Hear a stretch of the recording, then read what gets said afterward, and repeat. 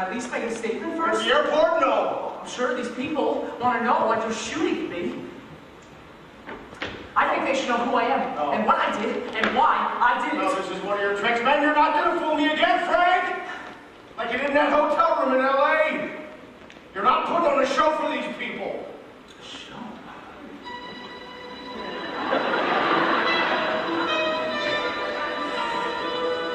A show? We need some lights. That's what he's doing. Studio audience. Misdirection. It's a con. That's the technique. Cameras. And the Frank Avondale Jr. Orchestra. Frank, what the hell are you doing there? You can't get everyone out of here. Come on, My name is Frank William Avondale Jr. This is my story. These people have musical instruments. I was a millionaire twice over and a half again before I turned 21. I stole every nickel of it.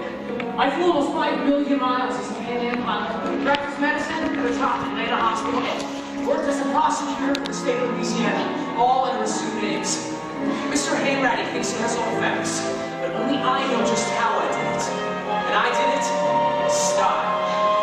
Life in living color. Let me take you for a ride. Yes, I'm live in living color.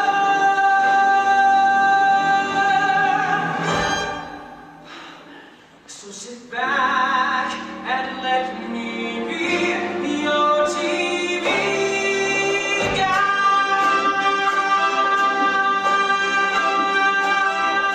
Frank, that's enough. You're coming in now. Mr. Henry, when that shot right now, my whole life flashed before my eyes. I saw it all.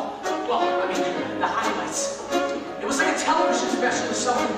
Like we used to watch, Mom, Dad, and me. You think your life is a TV special? I know, honesty has never been one of my virtues. Virtue has never been one of your virtues.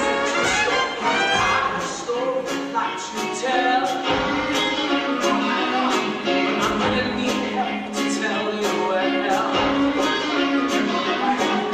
I got a story about fame and money.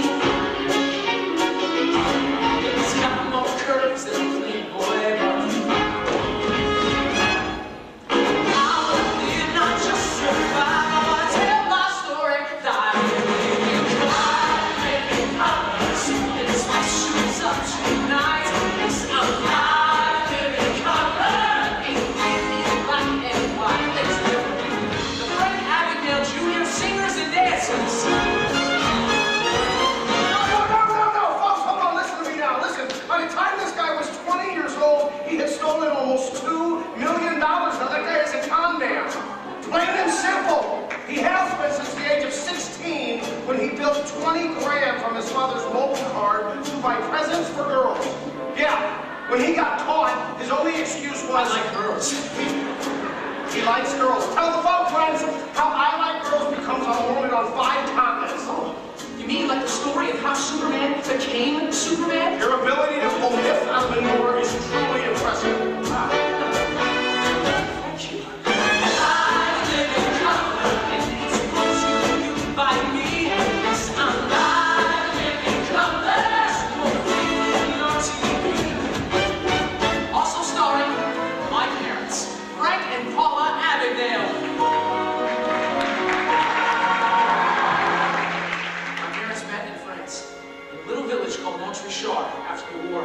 My dad was a GI, my mother, young and beautiful. All the people in that little French village were so happy to see Americans that they decided to put on a show for us.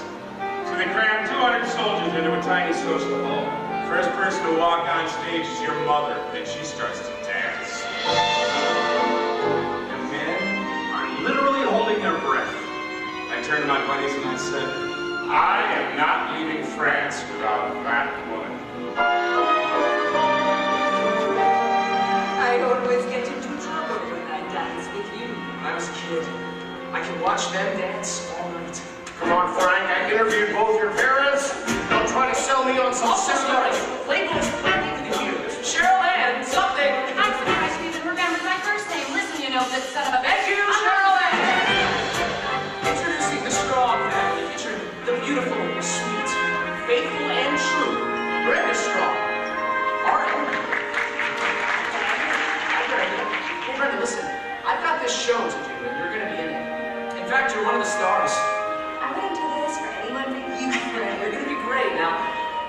meet me over there and I'll let you know when it's time. Frank, I love you. Yeah. I loved you too.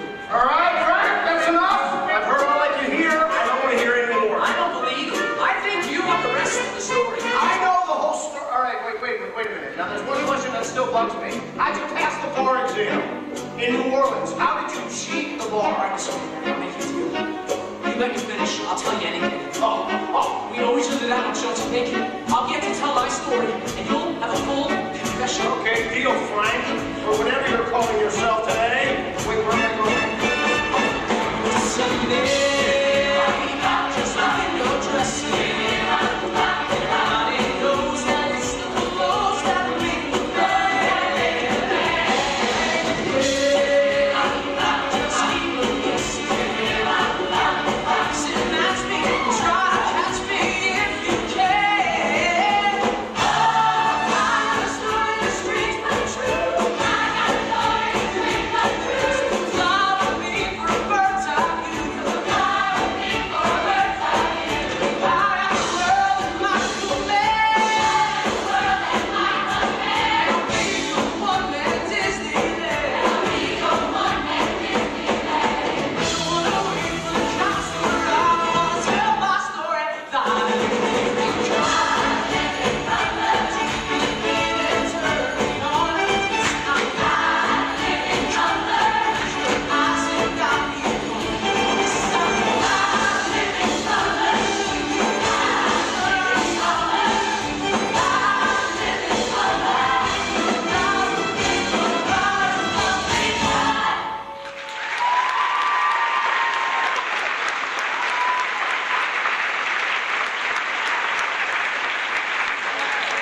Ladies and gentlemen, our story begins on Christmas Eve, 1964. New Rochelle, New York. The Abigail home. A beautiful house on the best street. The house everyone wanted and the family everyone wanted to be. Like a living color, tuning in and turning on. Like a living color, blink your eyes and I'll be gone. It truly is a beautiful tree, Frank. It's the genuine spirit of real Christmas right there. 100% acrylic. But so that I understand, Right. you left this morning with a Cadillac and $200 and came back with a Christmas tree, a television set, and a used Ford. Can I strike a bargain or what? I left those guys with their heads spinning. I think I know the feeling. Is that Abigail magic? Come on, dance. I do have dinner going. Wow, Dad, you're right. Everything is better in color. How about that 13-inch screen? It's like Andy Williams is right here in our living room. Nothing's too good for my boy or my bride. Dad, didn't those guys know you were getting away with something? Frank, people only know what you tell them. So dance. You swap the caddy for the Ford, use the extra cash to pay the mortgage, use a mortgage to leverage the bank loan, use a loan to tie the business over till you get the caddy back. There's always another move to make. I really should see to dinner. That's great, you got the loan, Dad. I didn't get the loan. I thought you I just got something better. 50 checks. The account's in your name. I put $25 in it, so you can buy whatever you want. Don't tell your mother. Thanks, Dad. But if they didn't give you the loan, One day you're gonna want something from these people. A house, a car. They have all the money. This means from this day on, you are in their little club. but why didn't they give you the loan? Just a technicality. They won't loan to anyone under IRS investigation. Oh. Listen, remember this story. The little mice fell in a bucket of cream. The first mouse quickly gave up and drowned. The second mouse would not quit. He struggled so hard that eventually he turned that cream into butter and he climbed out. And who are we? We're the second mouse. Stand straight, we are. Everything's going to be fine. Matter of fact, you know what? We're going downtown to get your Christmas present. A brand new Botany 500 suit. Dad, that's too expensive. Frank. You know why the Yankees win all the time? It's not the man. It's not Joe Peppercorn. It's the uniform. The other teams just stand there, staring at the pinstripes, mesmerized. Scared the Dodgers so bad they had to leave town. When your mother walked into that dance hall in Montchartre, what did she see? Through the haze of champagne, did she notice my brain or my college degree? And what she saw was a uniform through the dirt and debris. Yes, those ladies gave thanks to us visiting Yanks, that the pinstripes are all they see. Ladies and gentlemen, the smartest man I know. The man with all the moves. My dad, Frank Abagnale. When the pilot walks onto the plane, all the passengers smile and relax.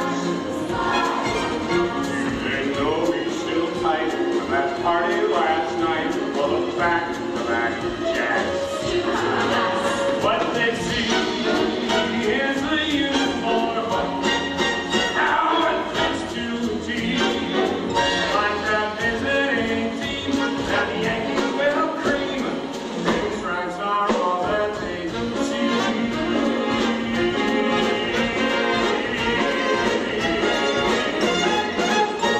If you want to be someone, you can't look like fun. I want to judge by his cover. That's the first rule of love. I want to see you take off. Take to the top floor. Start dressing to impress. Turn you'll stroll in the front door. Give me the man's candy store. Yeah! Everybody loved my dad. Jack Barnes, the head of the Chamber of Commerce, called him the most popular businessman in New Rochelle. You don't have to wear your school blazer. You're going to public school now. I'm used to it. And me, what's the flash without a suit? Anyway, public school is only for now. Dad will be back on his feet. I'll be back at St. Francis before you know it. I'm a brave little soldier. You aren't afraid of anything. Fine, Mom. You do what you have to do. Look at come to it. Oh. Excuse me, is this room 17 French? Who wants to know? The FBI? Yeah, he looks like a substitute teacher or something.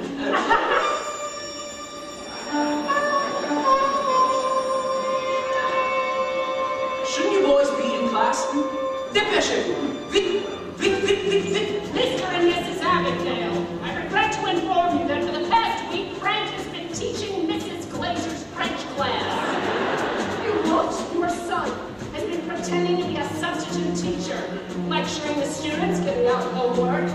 Your son held 3 parent-teacher conferences yesterday and was planning a class field trip to a French fry factory in Trenton. I'd love to forgive him. There's been so much change. You see, we lost our house. Principal Owings, on my way into the outer office, I found this necklace on the floor. Is it yours? Frank, please.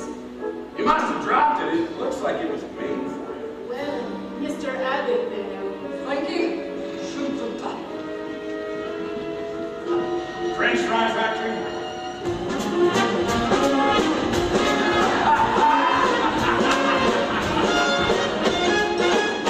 Yeah, we're gonna hit the high life. It's only just begun. We're gonna be together, Frank Sr. and Son. Down at the lab corner, I'm Captain Short. Yeah, we're gonna be a big side. Life will be better than before. To keep.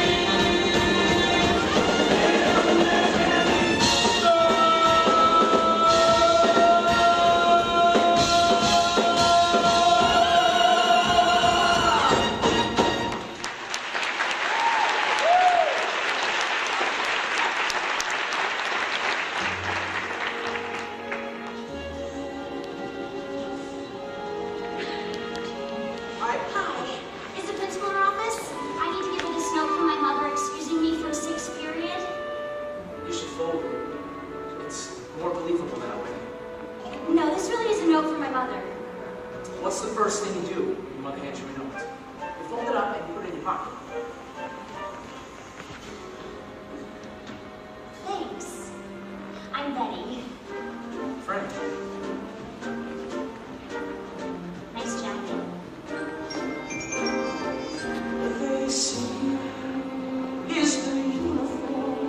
just ask one maitre d', or a tailor in Paris. Go ask Roger Maris. The stripes are all his. Mom, Dad, I just met this. You remember your father's friend, Jacques Barnes? Hello. Greg, it's good to see you. Paula. Take care. Are you hungry, Frankie? I could make you a sandwich. Thank you. You're not going to tell him.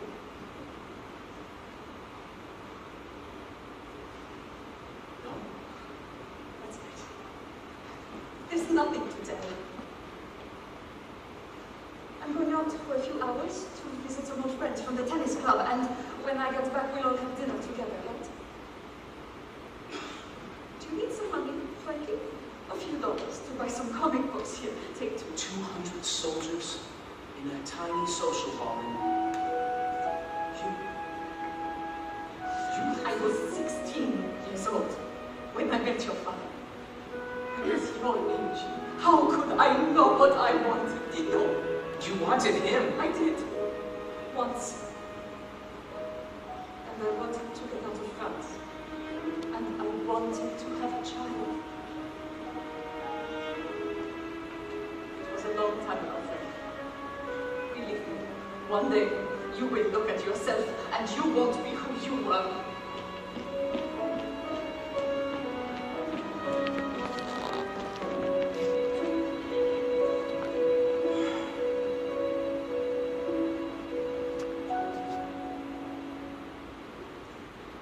There's no phone booth, there's no cape,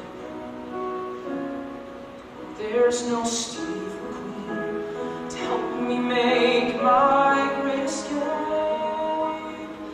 How can I fly like a hero in the sky, be a shooting star out in the stratosphere? Where's the shadow? Keep my ground. Where's that searchlight in the sky to point the way to go through some new cloud to disappear into the crowd? Though the future's dark, there's one thing crystal clear, that there's no home here. Stop listening to me. We just need a name, your mother or your father. One day, the principal pulls me out of class and drives me to the courthouse. Doesn't tell me why. I walk in, and I see my parents up front with their lawyers, and a judge. It can get very expensive, people fighting over their children. Nobody's fighting. Frankie, look at me. Nobody's fighting. So many voices tell me to choose. The court can decide these things, but it's better if the family does. It's like a game where either team I lose. Frankie, just give him a name. This will all be over. It's gonna be okay. This noise just makes me want to shout. My brave little soldier, do what you have to do. I'd like to buy a one-way ticket out.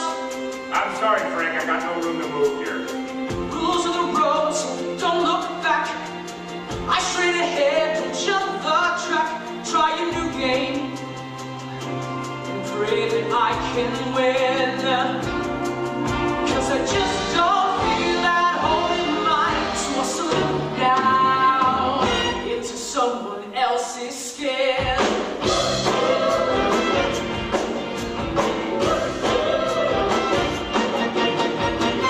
One for Grand Central, please. Round trip is $5, one way is $3. You have 2. Okay, so I didn't really know what I was doing. I just knew I had to get out. And I'm not proud of this, but my instincts took over. Misdirection, maintain eye contact, keep talking. And I take my money back from the ticket seller, and I make it disappear. And I spin some tale about me and my grandmother in Idlewild while I ask for my change, even though he doesn't owe me any change. Wait. But I keep talking and waiting for my change, or in this case, my money back. And in his confusion, he thinks the he owes me change and gives me $2. So now I have $4, which is enough for my one-way ticket to Manhattan, because I don't plan on coming back. Oh, Max! What? You did? Thank you. And like I said, I'm not proud of it, but you do what you have to do. I had to find a way out.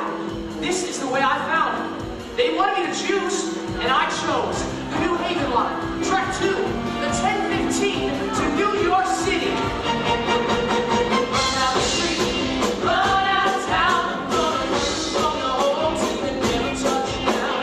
Run from the bus, 'cause it's all in vain. I'm gonna run from the choices that I don't want to make. School's not out, but I can't wait. Every time that I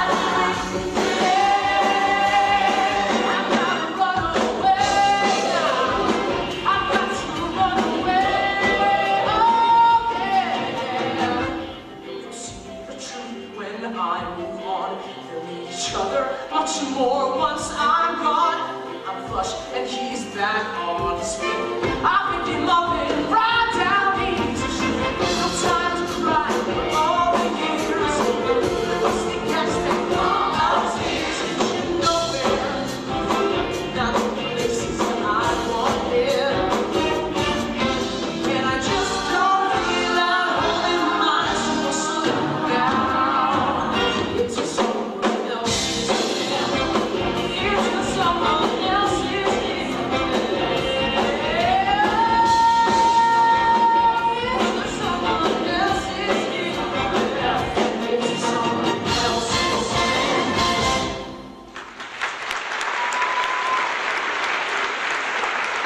And now, ladies and gentlemen, a word from our sponsors.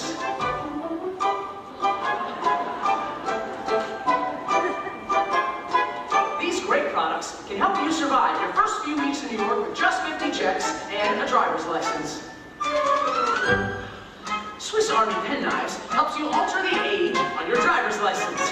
Because a 16-year-old cashing a check or opening an account by himself. It's a lot of questions. It does. Oh, Haven's Rare Genuine Original India ink flows easily through your pen or brush. A few dabs on your license, you're 10 years older. And no one can tell the difference. Elmer's glue is perfect for the craftsperson of any age who needs to change their name. With a pair of scissors, you can cut and paste names from other documents, and you're officially Frank Taylor Jr. And if Frank Taylor wears out as well, You could be Frank Abbott or Frank Connors. Or William Taylor. I slip a dab, touch of glue, and you'll be good to go. thanks to all our sponsors. Now right back to the show. I know, it's very entertaining, isn't it? I know. Really good. Ladies and gentlemen, it's our very special guest star, Mr. Hanratty. Folks, listen now. What he is leaving out in his charming fashion is the fact that in just a few short months, this guy had soaked every branch at Chase Manhattan in the 5 boroughs and in northern New Jersey. Now listen, he opened accounts all over the tri-state area and dropped rubber in just about every hotel, grocery store, and dry cleaner from here to Hoboken. He was the Johnny Appleseed of fraud. Mr. Hanratty, thanks for stopping by. We're going to be seeing more of him in just a bit. But right now, a much more exciting turn of events. What he didn't know was that his bad checks had landed on my desk. He didn't know that his mother put out a missing persons report. He didn't know that his clock was ticking. I'm sorry, Mr. Taylor, we can't cash this. Say, Diane, I found this on the sidewalk out front, and I think it might be yours. It's not. I'm sorry, Mr. Taylor, we have new restrictions on cashing It checks. seems someone put out an FBI bulletin. If you'd like to leave us your home phone number, we can hold on to it. You know, thank you, but I'm late for an appointment with my stockbroker. He's going to try 6 more banks, same story. We were on it. Why didn't he catch me? It's only a matter of time. Mr. Hanratty is jumping ahead. What? He and I don't even meet face to face for months yet. Right now, he's still stuck at his desk, trying to put it all together. You see, on my first 50 checks right now, I bought a little printing press and I made my own. Well, I was producing more rubber than a tire factory. Mr. Hanratty and his team were trying to find my trail. And though I'm alive in living color, at the FBI, the show's in black and white.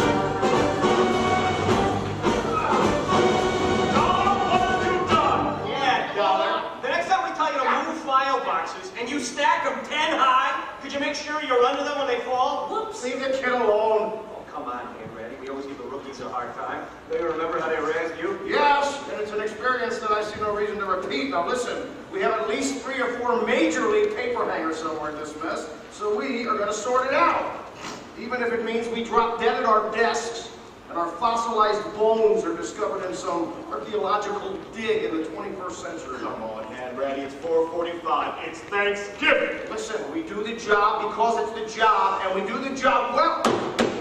And as long as I am interim second assistant special agent in charge of bank fraud and forgery subdivision, North Atlantic region, thank you very much, we will do the job until it is done, Thanksgiving or no Thanksgiving. It's easy for you to say, Randy. Some of us still have wives. Low blow, Agent Brennan. Oh, by the way, go home for lunch one of these days, unannounced. See how that works out for you. He got you there. Should you be in another department? Like maybe daycare? I was auditing background checks for the Library of Congress, and I asked for a transfer. I requested something where I could use my gun. I like guns and cars, anything loud or fast, basically. Yeah, how about Shelley Winters? She's loud and fast. Come on, Dollar! I know that this job is not as exciting as field work or counterintelligence. Or a long, slow death. And maybe nobody knows we're down here, but he does. Oh, yeah, he does. The guy you're after, he knows. And the day you catch him, and you will, the day you slap those cuffs on him and watch them pull him away.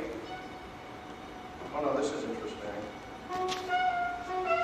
Oh, this is very, very interesting. I know you think so, and that's the sad thing. Look at these two. Look at these. He's changing the Micker numbers on the checks. Micker? Right there. Micker Mouse? Who the hell is Micker Mouse? Micker! Micker, M-I-C-R. Magnetic ink character recognition. Jiminy Christmas. Frank Taylor must have got his hands on Micker encoder. And so did Frank Williams. Come here, look. If you change a 02 to a 12, the check that was cashed in New York gets rerouted all the way to San Francisco. It's weeks before the banks that cashed it knows they're bad. You mean those numbers at the bottom of the check actually mean something? They mean that Frank Taylor and Frank Williams and William Franklin are all the same person. And that means that he can stay in one place and pass bad checks for weeks and weeks. And that means there must be thousands more checks like this out there. More bad checks than a Prague prison. No! And that means no Christmas for you, Micker Mouse, and no Hanukkah for you. Well, that should keep Mr. Hanratty busy for a while. But unfortunately, he was right. My clock was ticking. I'd always wanted to be good at something. Now I was really good at passing bad checks. I was a crook. Nothing more. And the shelf life was getting shorter.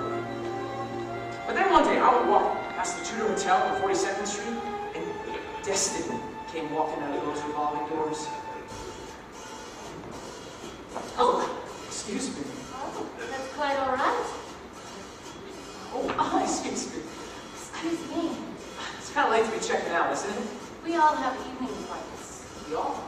Right. Oh, I'm sorry. Right, okay. Are you seeing this? Oh, excuse me. Excuse me. Who are you all waiting for? The pirates.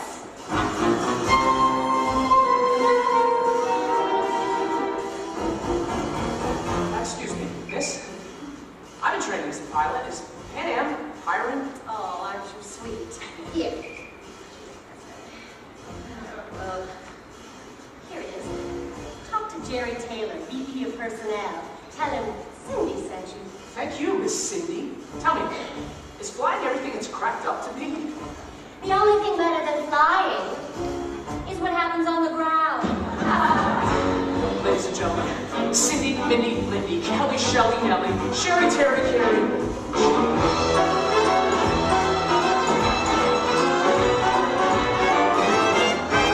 I like to call them the jet set. With a frown upon my face. Just left Wisconsin, where there's cheese enough to start this rat race. What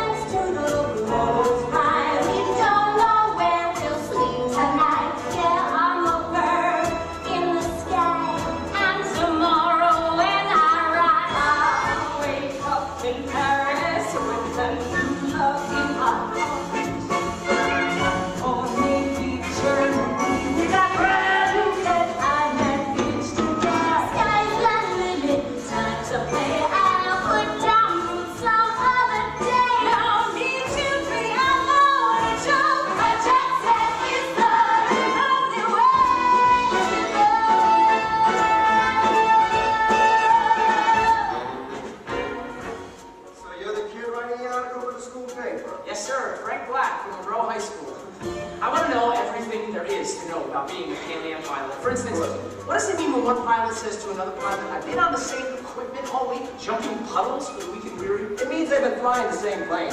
Short flights, mostly commuters. Cool. And what about those ID badges that I've seen pilots wear? Oh, well, every pilot has to have it with him at all times. It's an airline personnel badge, like this one here. Gosh, thank you for your time, sir. I get a picture? Sure. Would you like to sit and mystery? Each and every day, who's the same old music and history? Make a new friend and fly away. Chicago, Texas, where they treat their women right. And then try Hollywood for the stars and get out in broad daylight. Any city, live on farm fields, toys as good as where you are. When you're sick of the status quo, the jet set is the only way. My Pan Am pilot's badge. How cool is that? Awfully young to be a pilot, aren't you? I get that a lot. I'm just a co-pilot. Why so nervous?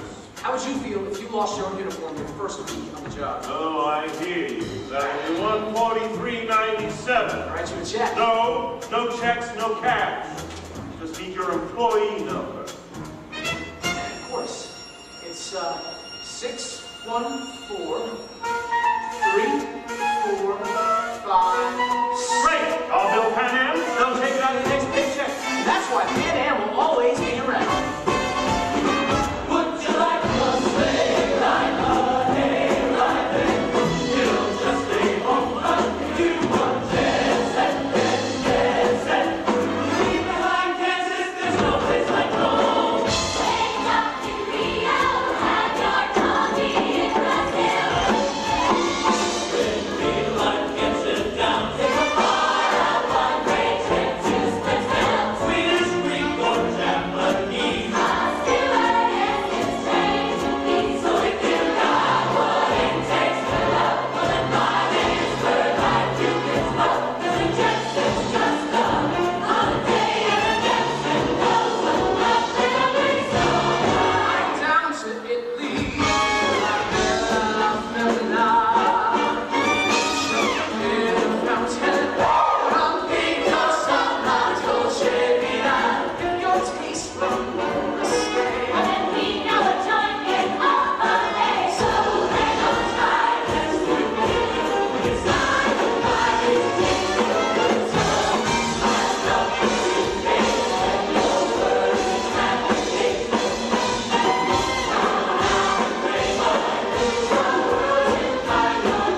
Things look better from a soul opera. Next stop is love.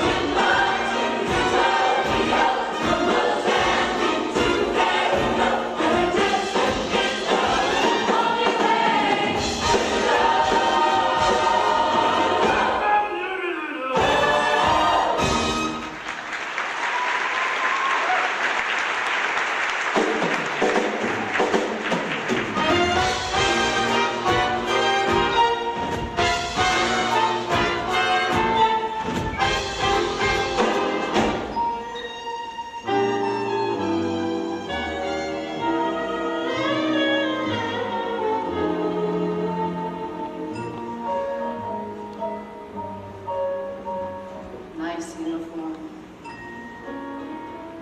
Don't I know you from somewhere? Maybe. I was on the cover of 17 a few years ago. Sure. You're that model.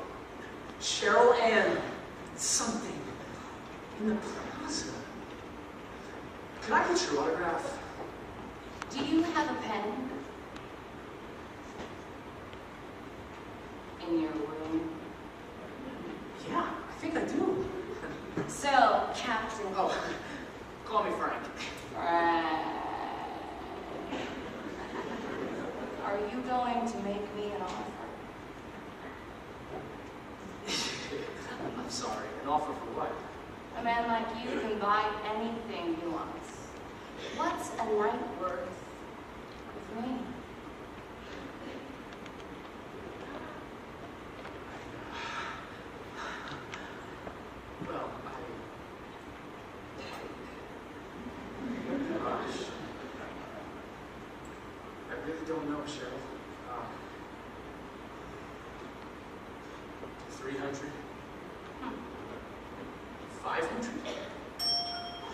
$1,000. $1,000. I have to cash a check. You think this hotel's going to cash a $1,000 check at 3 a.m.? They've done it for me before. It's a cashier's check. Endorse it over to me. It's for $1,400. You give me the check, and I'll give you $400.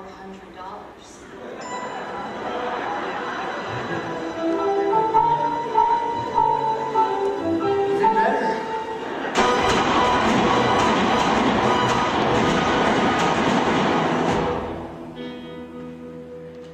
Why the hell did you drag us all the way out to Quantico here? This guy's a pen and ink man, a paper hanger. He probably doesn't even carry a gun. We are getting closer to this guy, and you need to bone up on some of the skills you've let slide. Sitting in that sub-basement, sipping peppermint schnapps out of your coffee cup. Yeah, but we can't fix a location on him. One day he's in Dallas, the next he's in Stuttgart, Rome, Barcelona. Gone global. The last bad checks came from Liechtenstein. Where the hell is Liechtenstein? The Principality of Liechtenstein is a landlocked alpine country in Western Europe, bordered by Switzerland to the south and the east and Austria to the west. And if our unsub thinks that he can hide there, then he is sorely, sorely mistaken. It's just forgery, Henry. Oh. There's no way the Bureau's going to give us travel money to go to Licken once a day. This guy is just a forger like Mickey Mantle is just a hitter. Now, he's not playing the game, boys. He's making the rules. No, this guy's a true talent. Jesus, Aunt Ratty, you want to rest him or hire him? I see him in my sleep. 60-ish. Salt and pepper, tall. He's old school, a virtuoso. He has been honing his craft for years. Years, I tell you. But they always make a mistake, right? It's the overconfidence, or the wine, or the women. No, if shooting people is anything like target practice, it's very disappointing. I didn't feel a thing. Judas Priest, Dollar, this job is not about shooting people. And it's not about punching the clock, waiting for retirement, or sneaking off for quickies with the secretary on 3. No, this job is about just one guy, Frank Taylor, a.k.a. Frank Williams, a.k.a. William Franklin. And he is out there somewhere. He is toying with me. He is taunting me. Come on, Aunt Ratty, he doesn't even know you exist. He will, believe it. He will. Okay, stay cool. I will not stay cool. I have never been cool, and I don't intend to start now. Were you always like this? As long as I can remember. I think I was born this way. Other kids wanted to play cops and robbers. I only wanted to play cops. Ladies and gentlemen, Carl Henry. It starts very early. Once the baby toys are gone, a kid on the playground has to choose what side he's on. It's the bullies or the good guys, boy, there ain't no middle ground. Those try to blur the line and twist the truth around. Then they call themselves a winner, but they're self-deceiving fools. The game ain't where the win if you're breaking all the rules. Although the law is laid upon us when as kids we first ask why. Our parents set the rules when cause I said so, they replied. And though I thought I hated them, then straight with all my might. Next time that I had a choice, gee whiz, I did what's right. No, I never stuck the grin. I never stole a pack of coop. Cause the game ain't worth the win if you're breaking all the rules. Now elsewhere living in the wild, wild west. Don't break the rules. That's keeping star. You don't want no fail, that's it. Don't break the rules. You thumb your nose right at the life of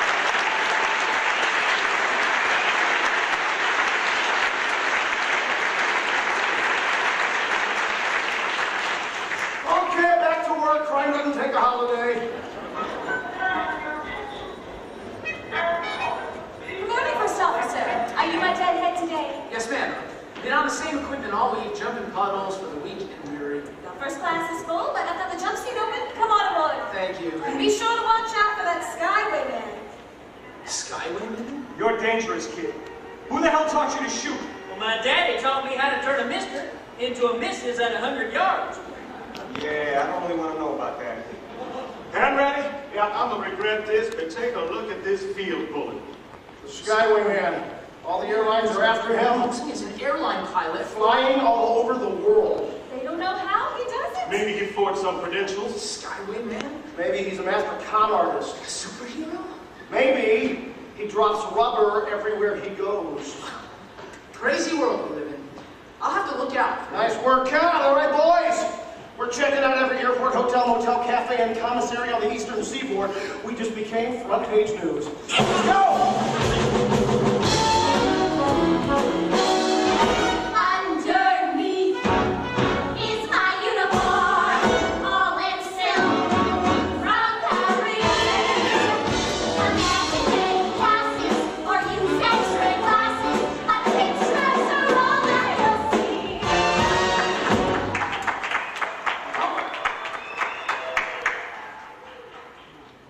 This place.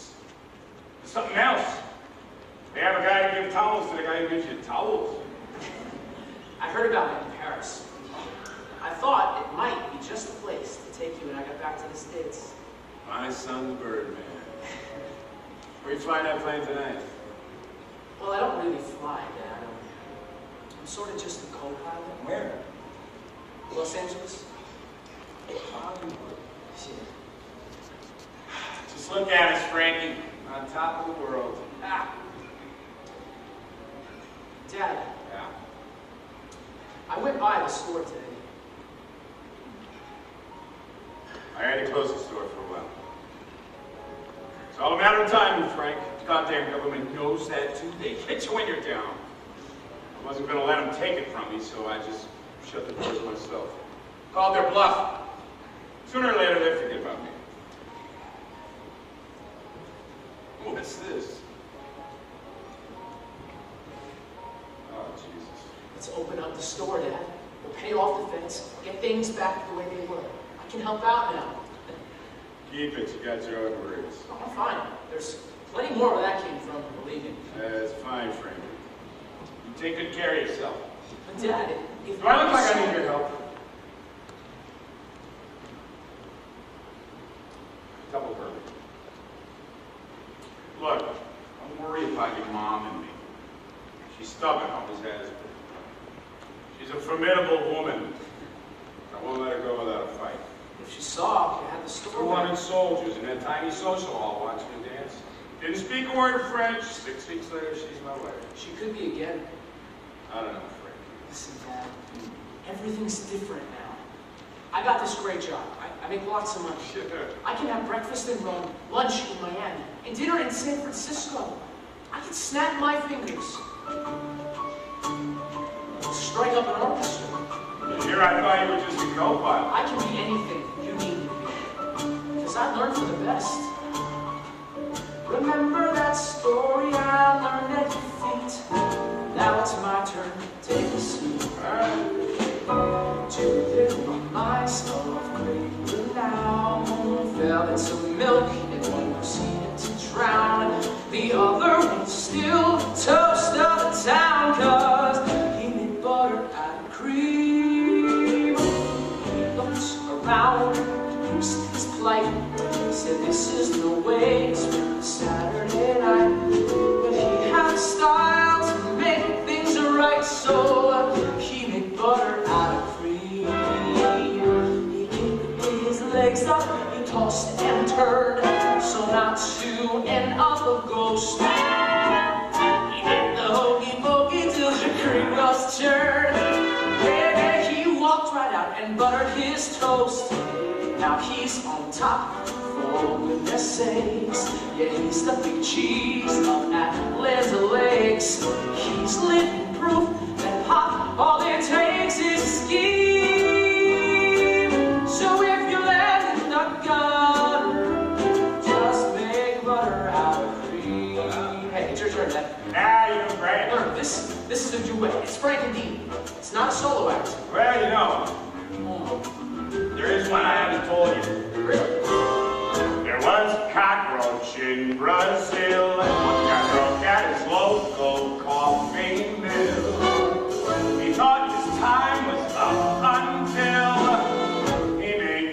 coffee on a beach. When he came to, he heard such a sound. He was shocked when he looked around. He had to scoop and was on the ground, so he made coffee on a beach. He marched to the south and stomped to the north. He had to race against fate. He didn't look right about those tears would forth when the sea or things began to percolate. He held his breath and swam to the top. He borrowed beans from his mom and pop and opened up his own coffee shop out in Queens. But his life for a long coffee, just made coffee on a beach. This one, you got it, son. So they come to when life still fits. The ball and the mouse at the end of their wits. They took the key. Life was that is what you dream. So if that is how you say, don't just stand around and scream. Find yourself lemonade and drink. And make butter out of cream. Just make butter out of cream. Make some butter out of it. I hear what you're saying, son. I'll make butter out of cream. But do you want sweat?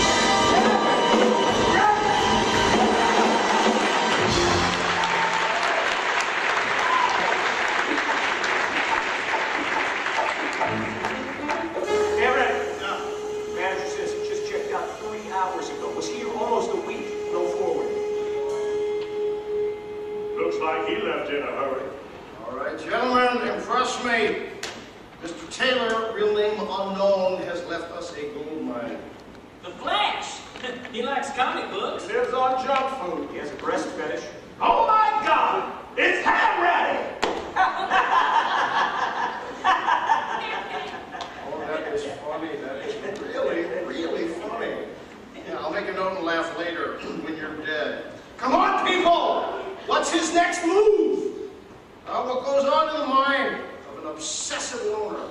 Why don't you tell us? A man's secrets are in his trash. I'll take your word for it. Brent and Cotton, go canvass the other guests. Dollar. I want license plate numbers on every car in the parking lot. I will process the room. Go! Right, say Amrad. You ever look at your own garbage? What? No. Something is not jiving here. The Flash? Peanut butter? Maybe he's got a kid? All right, Mr. Taylor. I know you're in here somewhere. A comic book. A mischief eye. A matchbook from the flame. Some chewing gum. A mismatched pair of shoes. A letter home that wasn't mailed. Ooh, a check without a name. Yeah, that'll be my guide to the man inside the clue. Hello? Frankie, is that you? Is it him again? Frankie! Oh, it's... Frankie, are you there? Frankie?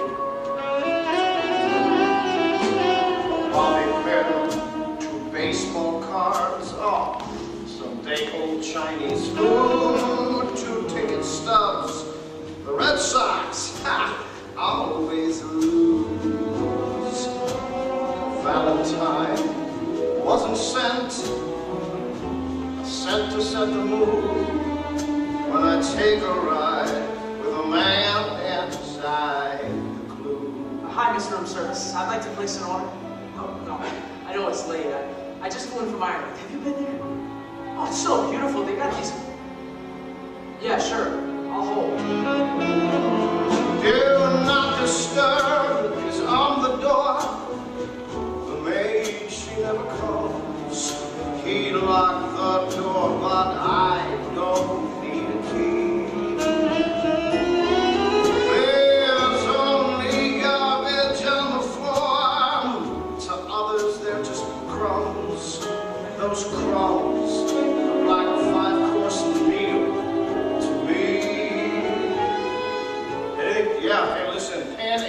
stationary. As a Pan Am pilot, my family flies for free. The two of you should come out to Los Angeles with me. Maybe then at sunset. Who knows? Well, we know he's going to Los Angeles, and so are we. Fantastic! That's the best idea he's had yet. Well, he could use the sun. If you're any more pale, he'd be transparent.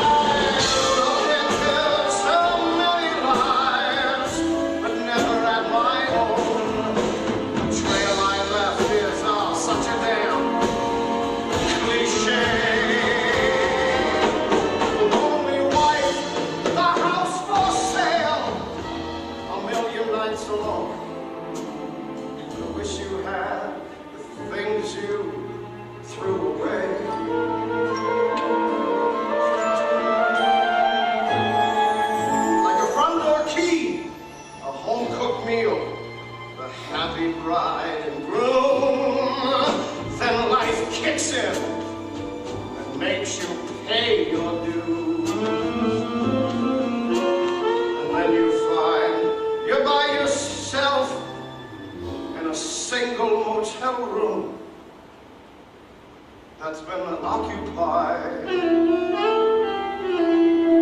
the man inside.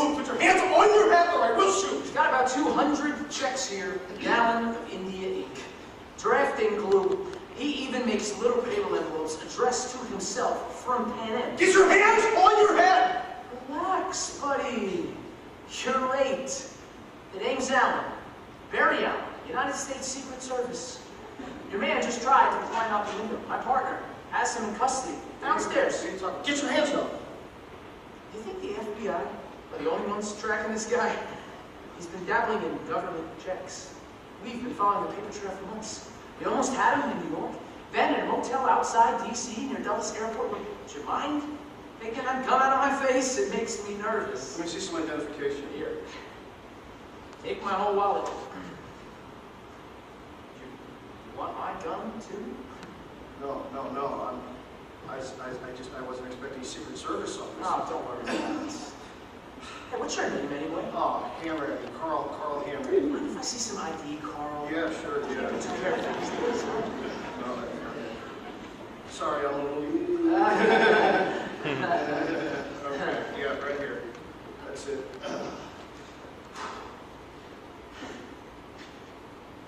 Tough luck, Carl.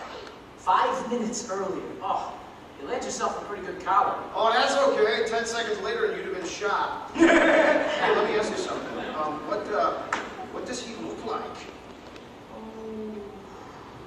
well, he's a handsome son of a bitch. Yeah? You know, I had him figured for an older guy. Oh, he is pretty damn old. He's got to be, well, your age at least. Oh! Okay, I guess I asked for that one. Okay. Oh, do me a favor. Yeah. Sit tight a minute. I get some of this evidence downstairs. Sure. I don't want anybody walking through my crime. scene. Right. You know, some maid comes in here and starts making a bed. Yes. I hate when that happens. Yeah. Wait. What? Your wallet. Hang on to it till I come back for the rest of the stuff. I trust you. You shouldn't. That was a joke. Oh boy. Yes, yes. Yeah, right. Hey, you got me, Carl. Come on. All right. Oh, God, nice guy. Oh, we got him! Ooh, I love my job. Ooh, I love it, I love it, I love it.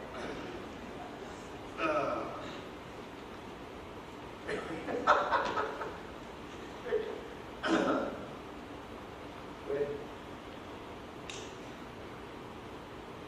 Frank Taylor. Frank Black. Frank Williams. Frank. Fuck! Williams! No, I had him! He was right there! What are you talking about? I let him convince me he was someone else. Barry Allen from the Secret Service! Barry Allen? The Flash? What? Barry Allen is the alter ego of the Flash. Oh, Jesus Christ. We all make mistakes, sir. It happens to the best of us. Not to me! Not to me!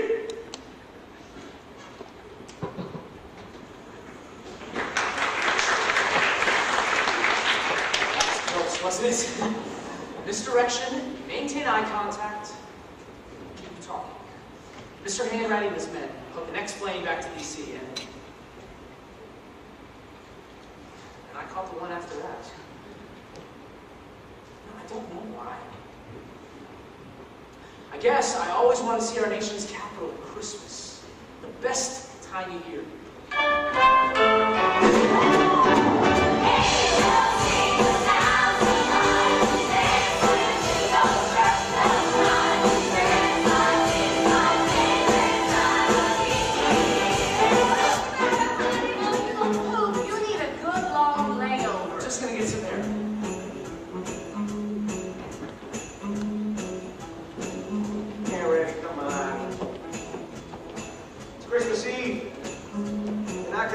Yourself with the boys upstairs by having a miserable holiday.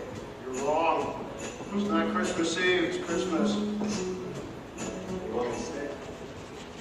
No, you got kids. Go home. Merry Christmas, family. Yep.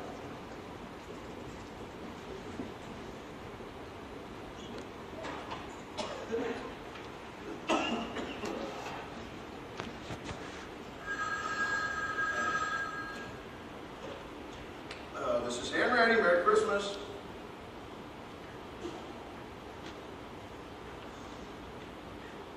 Hello, Carl. Who's this? I've been trying to track you down. Merry Christmas.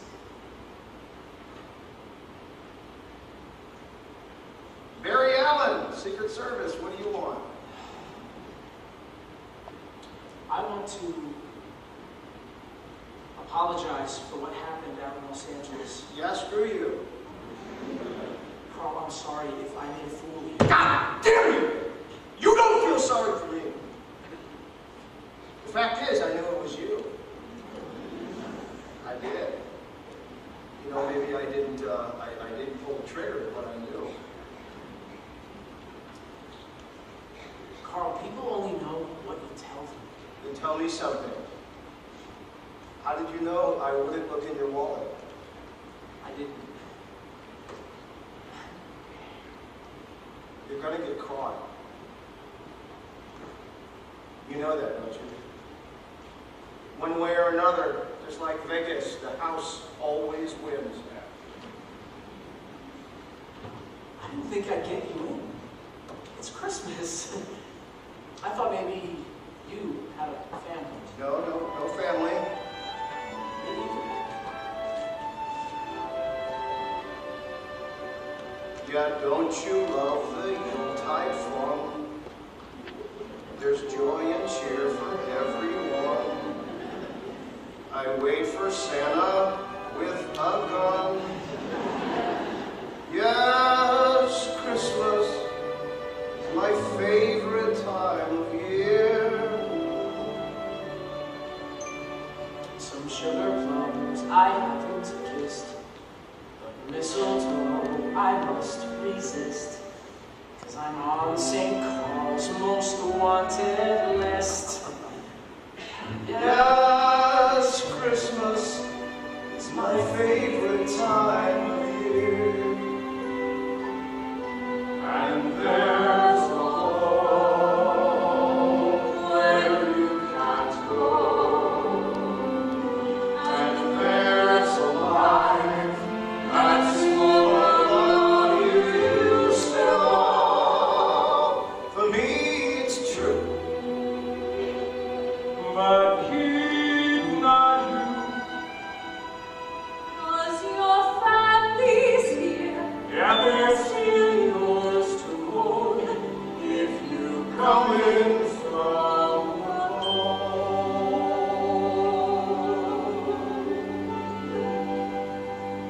So if tomorrow Santa's flown, the tree is down and you're alone, I'm always here, right by the phone.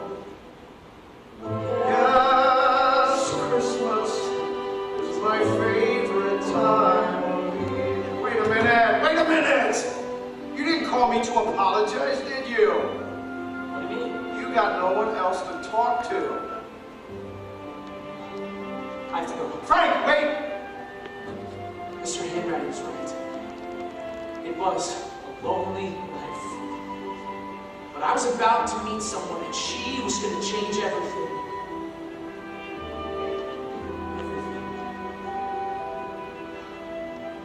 But right now, tonight, Frank! I'm still here. Sooner or later, you'll get tired of running. Sooner or later, you get tired of Jason. No, I won't. Look out the window. Why?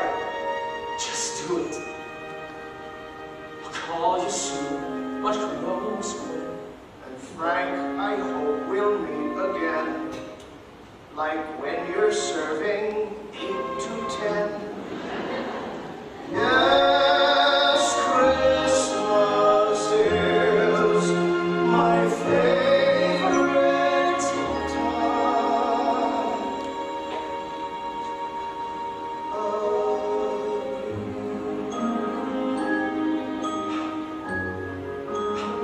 He's a kid?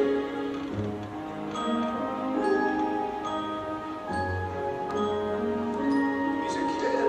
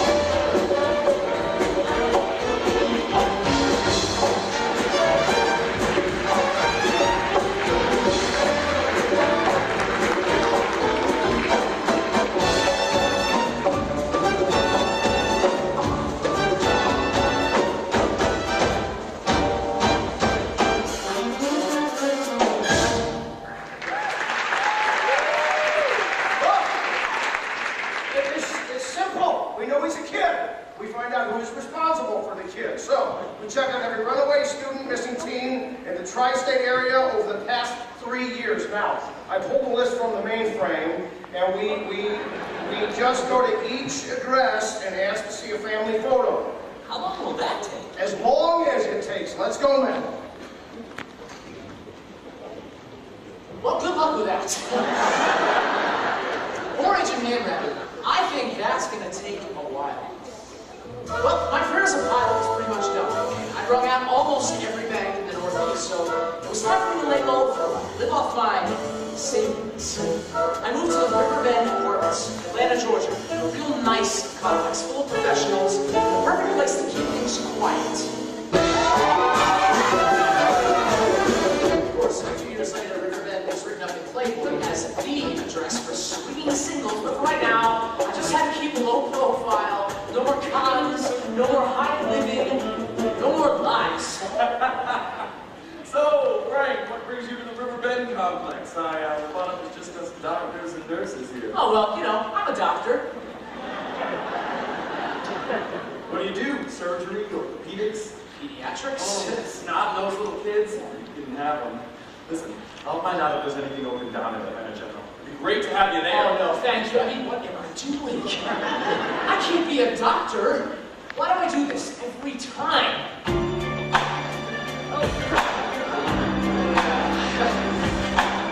Ladies and gentlemen, nurses.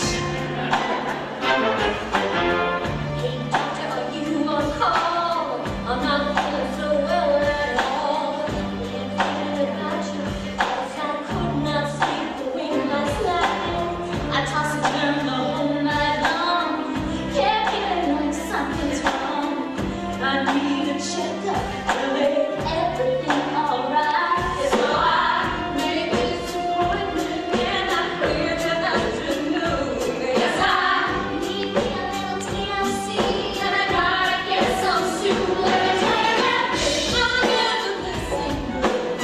I never did the things I should, but I'm ready to take doctor's orders. Maybe I never felt so bad. It's something I never had and I'm ready to take doctor's orders. How am I going to get through this? Medicine? And now that I think of it, Ben Casey always made it look easy on television. I think what we have here is advanced third degree encephalomarginality. marginalia. Do you concur, Doctor? Yes, I concur. What do you recommend, Dr. Casey? Well, let's not jump to any conclusions. We'll run every test we can. We'll find what's ailing your son. That'll come in handy. And I could pick up a few books at the Emory bookstore, but there is the little matter of med school degree. Harvard University! Very impressive, Dr. Connors. And you actually brought in your diploma. Oh, Act 2 was brought to you by parchment paper, calligraphy, and press-on letters. And we also have your recommendation from Death Valley Children's Hospital. Dr. Handrack. It's my mentor. Well, you're just the perfect candidate. I should mention, the sight of blood makes me vomit. I don't even know seriously. Well, at the moment, the only thing open is overnight ER supervisor, beneath the doctor of your qualifications. And you primarily be supervising residents and interns so you don't get much real patient contact. I'll take it. All right, then. Welcome aboard.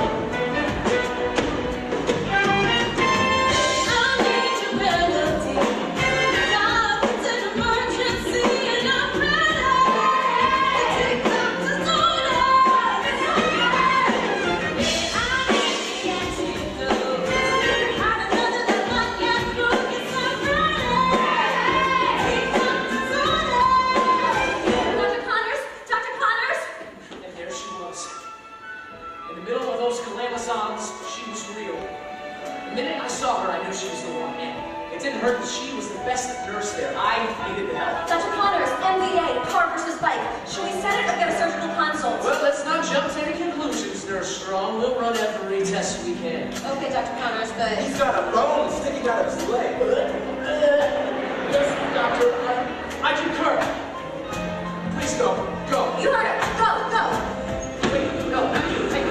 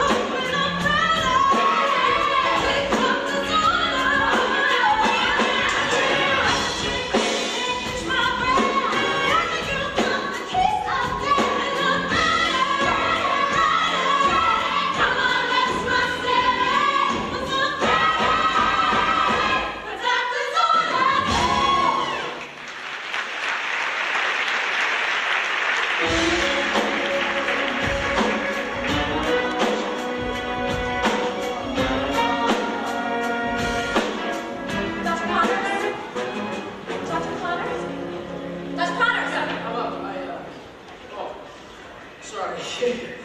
I've been getting very much sleep in the apartment. Dr. Connors, do you know which patient is O negative? Doctor? O negative! O negative!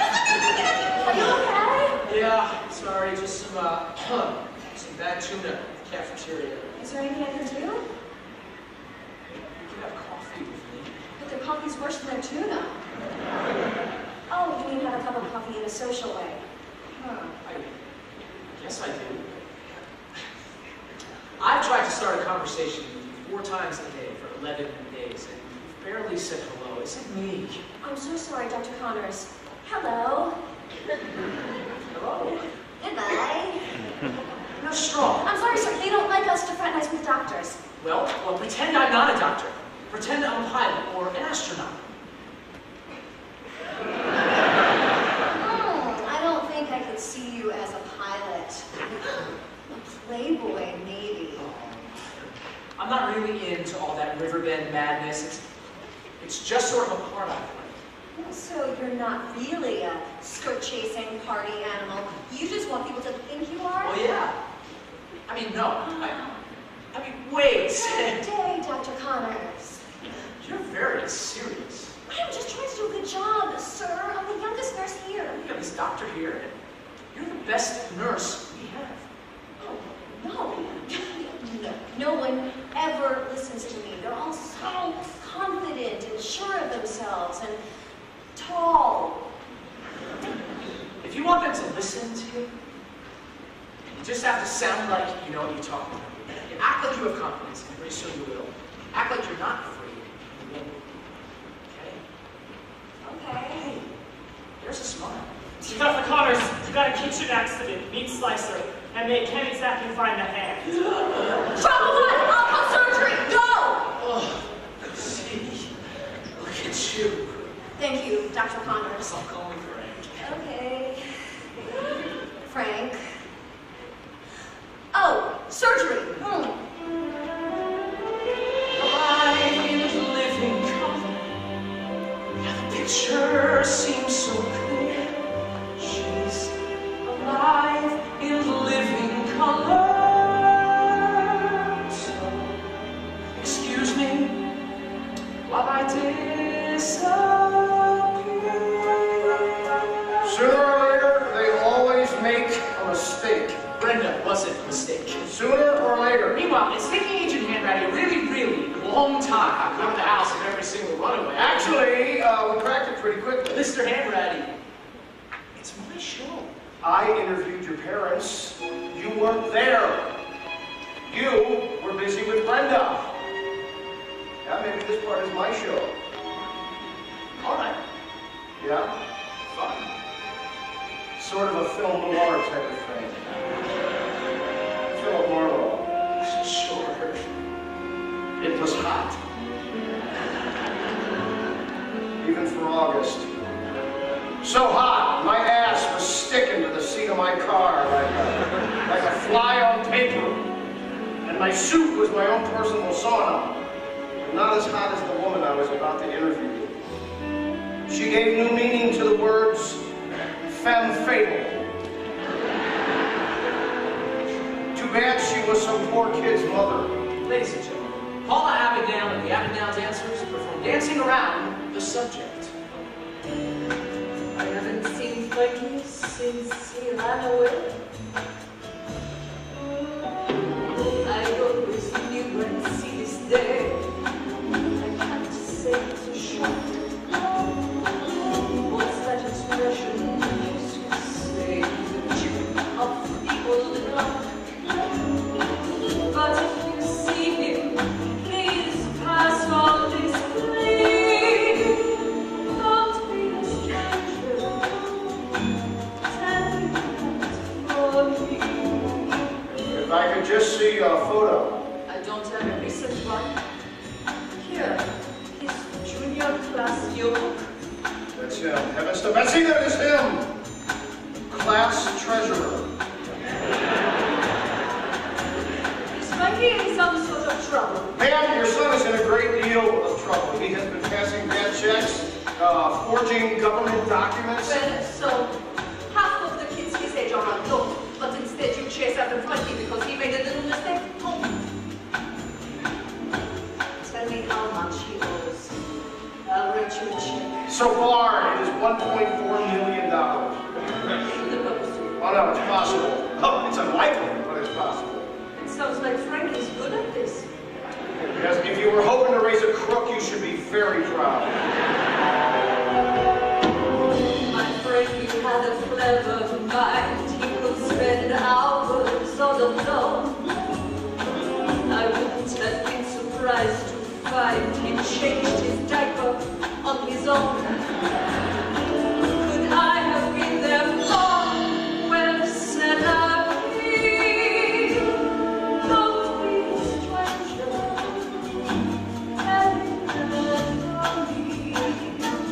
You haven't heard from him since you left your husband? So I'm to blame. Is that what you're saying? I don't do blame, ma'am. I just catch the bad guys. Though I tried, I couldn't hide when love had gone away. Children close their eyes, but still they see. I took a chance, a new romance. Is it a crime to say I made a choice and I chose what's best for me?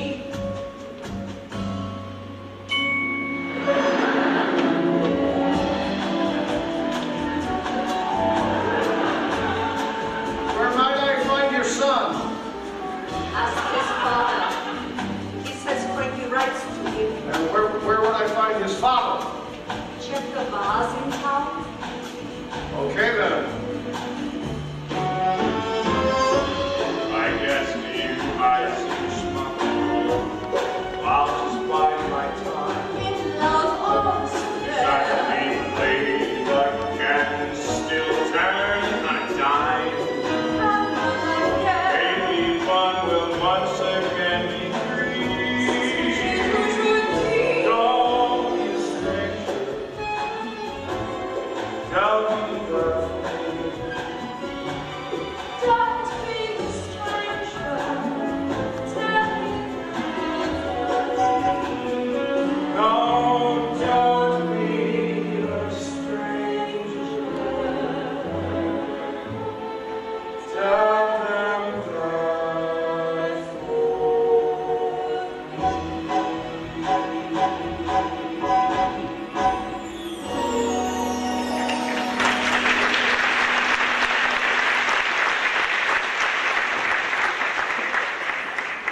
Do you have any idea where your child is? He's always in the air. He's a pilot for Pan Am. What a life. Your son isn't a pilot with anyone, Mr. Averdale. He never was. Your son is a counterfeit and a con man. I knew that. I just wanted to see what you knew. Do you expect the father to give up his son? Yes, I do. I expect a father to do that. Mr. Averdale, now listen to me. People get shot in my line of work, okay? Real guns, real bullets. I'd like to bring him in alive. Okay. Here's the truth. I got a letter from him just today. Joined up. He's over in Nam, serving his country. Can I see that letter? There's no return address. He's in country, risking his life for you and me. Not a bad way to leave his troubles behind, I'd say. Got out of the game at just the right time. Wait. The game? Oh, come on, you know the game. Don't let the bastards get the best of you. Look out for yourself when banks and government and the big boys try to rob you blind. Is that what you taught your son? A man should go after what he wants in life. A man should face up to what he's done. These two need some music. A saloon song. Two lonely souls. What could they possibly have in common? Mr. Averdale. Please, Frank. Frank, listen, your kid needs you now. What can I possibly do for him? He can't do better for himself. You can tell him to come in. You can tell him to stop. And you might be the only one who can. Well, then I think we're all in a lot of trouble, Carl. Yeah, the kid used to see me as Dean Martin, Jesus Christ, and JFK all rolled into one. I couldn't live up to that. I did the best I could. I told him I loved him every day. Yeah, well, maybe you should have told him not to commit grand larceny. Oh, Christ, it's the way of the world, Carl. Our fathers screw us up, we turn around and do the same thing to our kids. Eternal cycle. Until somebody breaks it. Little boy, big man. That was Pop's only plan. Never kissed me, sang baby mine. Sure, I love the hug, but hey, I came out just fine. And if I ever cry, he'd smack the tear from out my eye. He told me, grow up, kid, you know Peter Pan. Little boy, be a man.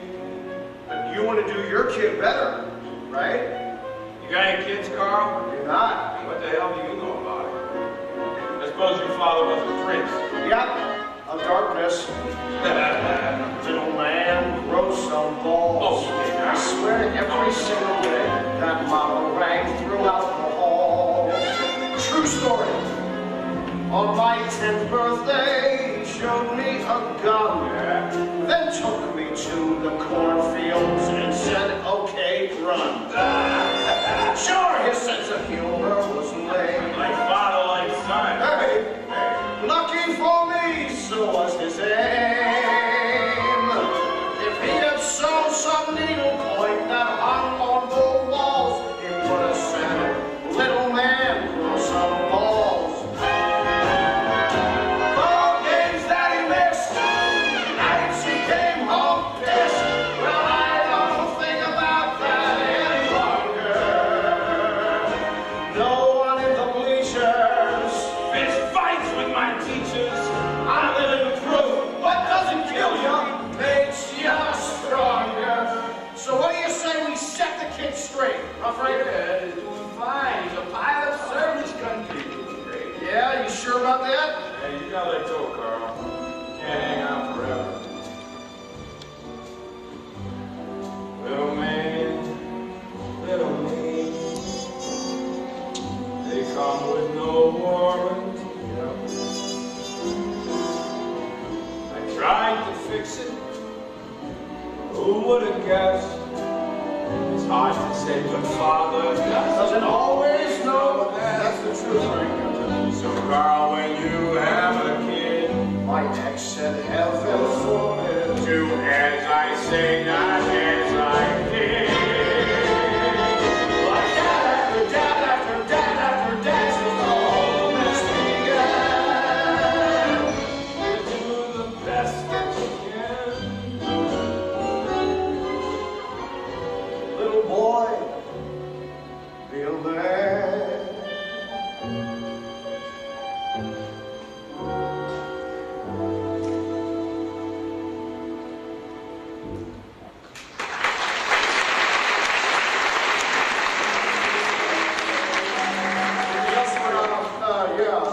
Hey, phone.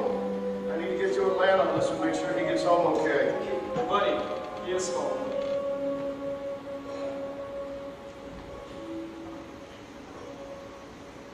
I've looked into so many lives, but never got this close.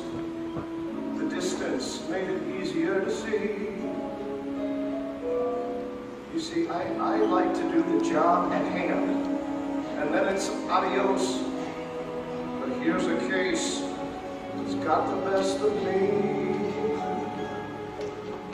An envelope with his address, a brand new set of tracks, leading to a kid with no roads left to choose.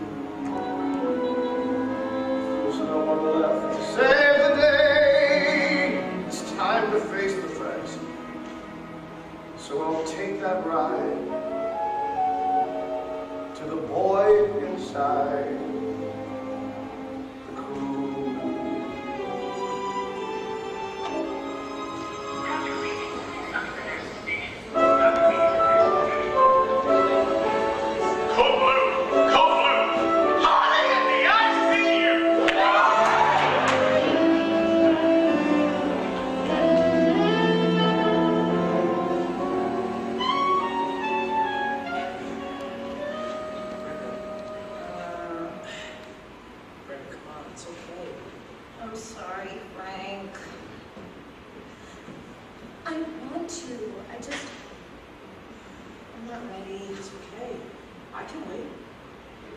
forever for you.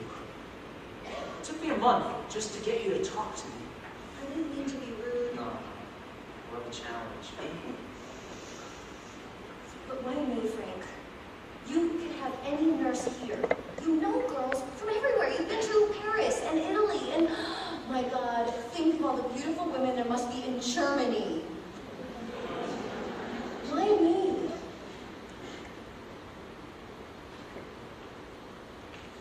Because I love that you're good at your job and you work hard. I love that I can be myself around you. I love that I can ask you anything, like, why'd you leave New Orleans? No reason. Well, I sort of ran away. You ran away? Mm-hmm. Wow. Why would you do something like that? I was engaged to be married. He was the son of my father's law partner, and he wasn't very nice to me. And on the morning of my wedding day, I looked at myself in my dress and I realized I didn't want to marry him. And so I left home. And I haven't been back since. I'm sorry. No, I'll never hurt you. You say that now, but we have nothing in common. I think we have more than you know. But you're the Harvard graduate world traveler. I'm just ordinary. Ordinary is beautiful. I don't need Paris. I don't need a fancy restaurant, a huge orchestra. Just some subtle orchestrations. Maybe a little moonlighting. All that other stuff was just what I found along the way while I was looking for you. I've seen the 7 wonders, if you give or take a few. All them 7 wonders, well, they can't compare to you. I've been a lot of places, yes, I've traveled near and far. Now I know home is where you are.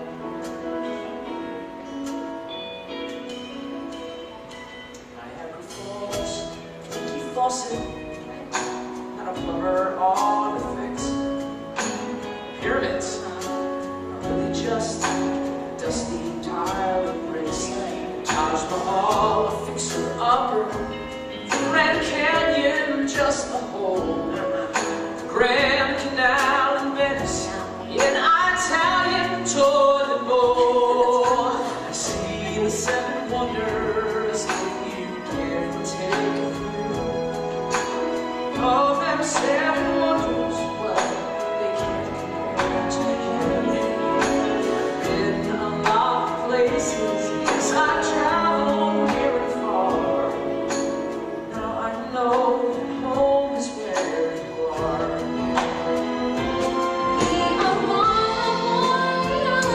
It's just a nightlight on the fritz. And Stonehenge. It's just a bunch of rocks. The brightest star. Yes. About the leaning tower of Pisa. Looks like something up and roll. Mount Rushmore. Someone climb up there and tell them boys a joke. Yes, my travel days are over. Get up the check, I'll pay the bill. 'Cause I see all the wonders in your eyes, just standing still.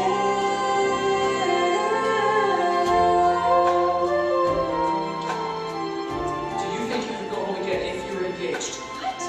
Come on, Fred, don't tease me. No, we can go to your parents and tell them we're in love. My father is very intimidating. He'll change your mind. I won't. We should run away tonight. We can just run away. You are the overnight year supervisor. Brenda, the clock's ticking. I can't. I don't want to be a doctor forever. I want to make a home with you. In a lot of places, but I've learned now here and far.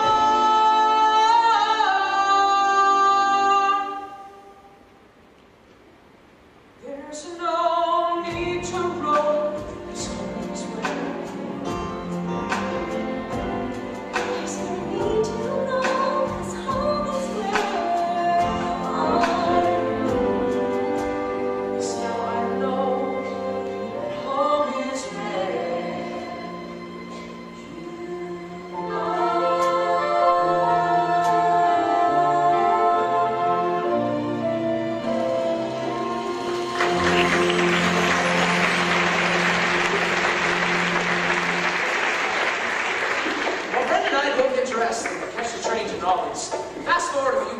segment I like to call Frank's on First.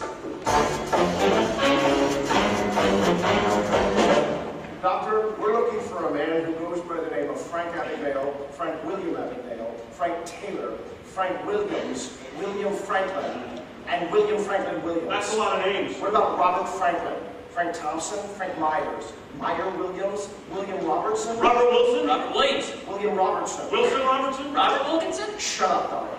Have you seen a man look like this? Maybe, but that man's a pilot. He's not a pilot. He looks like a pilot. He's not a pilot. So is he a doctor? Wait!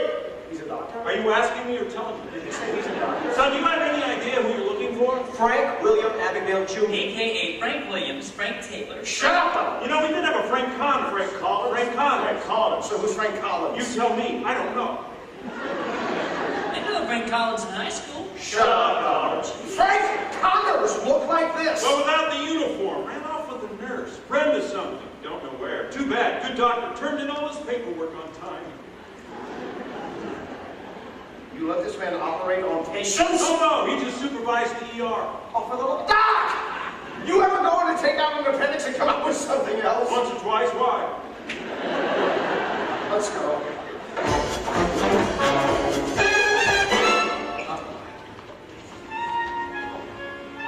And now, introducing the newest feature on our show, At Home with the Strong Family. Are you sure you love this? Introducing our newest young star, Brenda Strong, featuring the lovely, witty, refined, and unique Mrs. Carol Strong, and the cultured, brilliant, and, well, incredibly intimidating future father-in-law, Roger Strong, District Attorney. And the poet Atlanta, you in California? Yes, sir, Death Valley Children's Hospital. They have a children's hospital in Death Valley? Yes, sir, right behind the Macy's. Well, goddamn and gumbo, Brenda, I think you landed one this time. Much better than that rowdy little Delacroix boy. This one's a honky, you betcha. Mother. Dr. Connors, you come from a large family? Please, sir, call me Frank. I'm an only child, but I hope to have lots of kids. Family is the most important thing.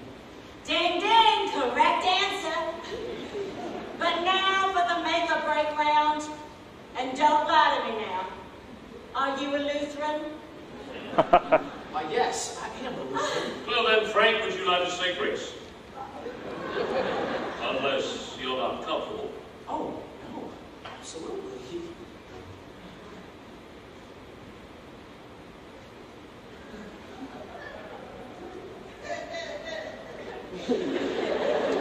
Two little mice fell into a bucket of cream. The first mouse quickly gave up and drowned, but the second mouse, he struggled so hard that he eventually churned that cream into butter and walked out. Amen. Amen. Amen, and goddamn, that was beautiful.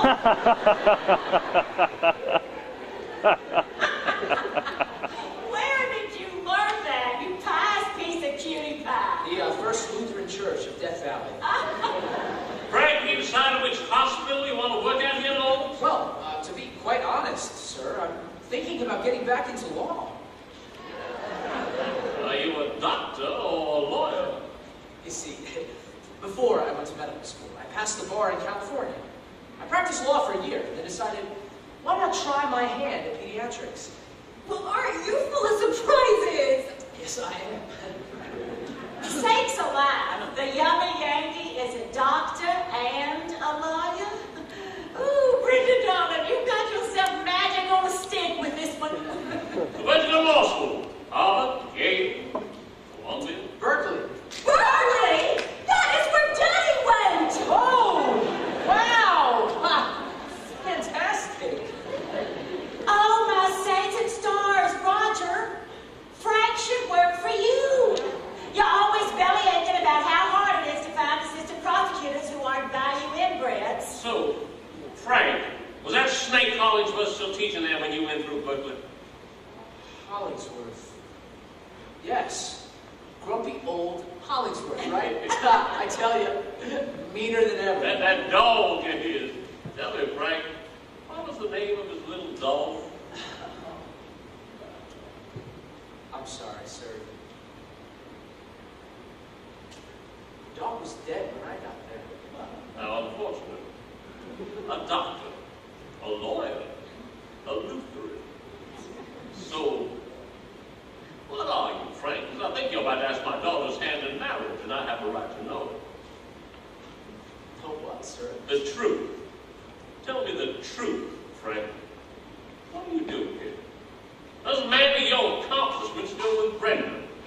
all, we've been through all this before with her. Brenda is the best girl I've ever known, sir. She's the real thing. But who are you, Frank? You want my blessing. If you want my dough, I'd like to hear the truth from you now. Truth. Truth, sir, is...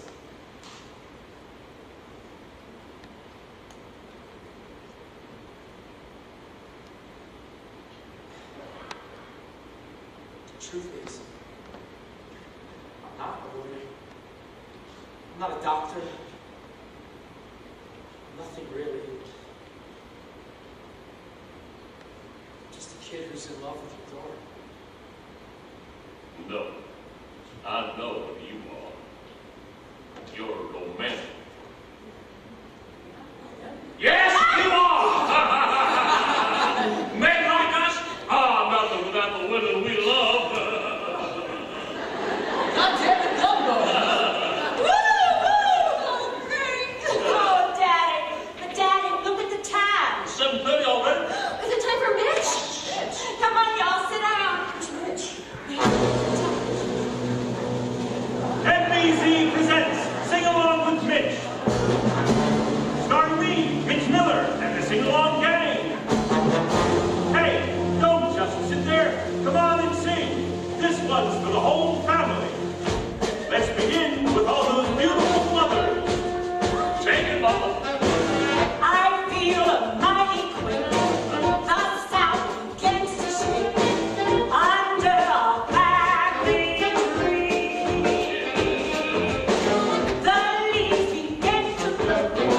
Down with the wind they go. Over our family tree. Hey, hey, hey, up down magnolias blue. They spread a sweet perfume. For this princess from Germany. Now every bough must pull its weight. It's time to prove that from again. Welcome to our family tree. That was great, Mama. Let's hear from those fantastic fathers. Up in Goldwood's bar, a seat begun to spar out inside a family tree. A twig begins to pull from that mighty oak. Judge over ceremony. Big laugh slides a hole. He glides out, pulling on fixing that no one minds an extra little. So welcome to our family tree. Ready, Frank? I made a lot of mistakes in my life, but I won't change a single one because they all led me to you. Brenda Strong, will you marry me? That's Frank Butters. I will marry you. Frank, welcome to the family tree.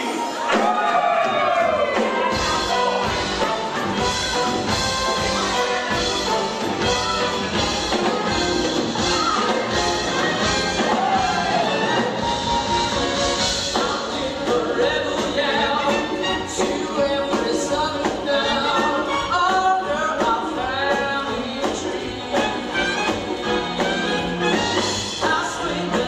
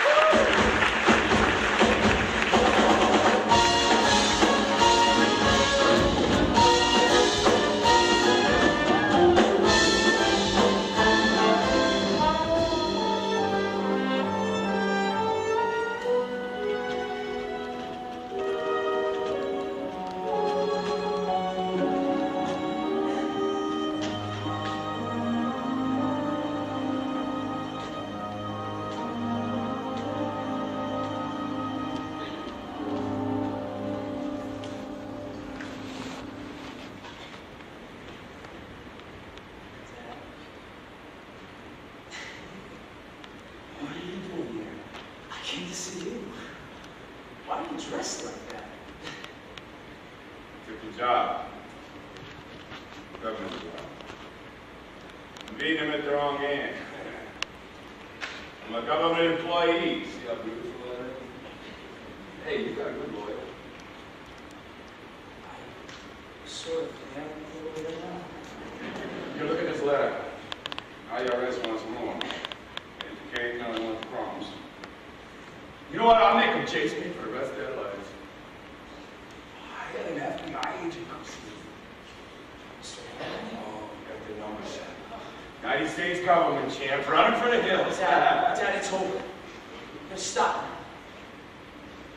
They're never going to catch you, Frankie. What I'm settling down. I'm gonna raise a family. I came here to give you this. It's an invitation to the engagement party. Daddy, I'm getting married. Can you believe it?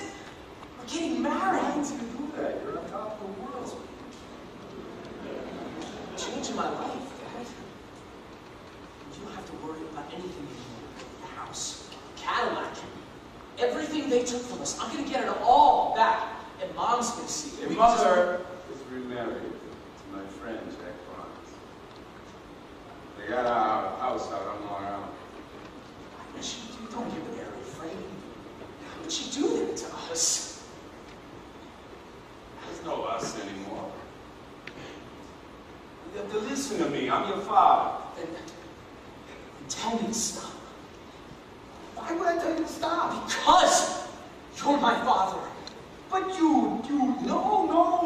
you can't stop. You're on a winning streak.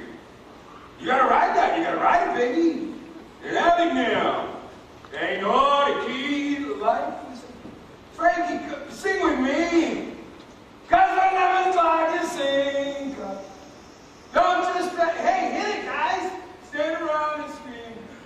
Spikes of lemonade and drink.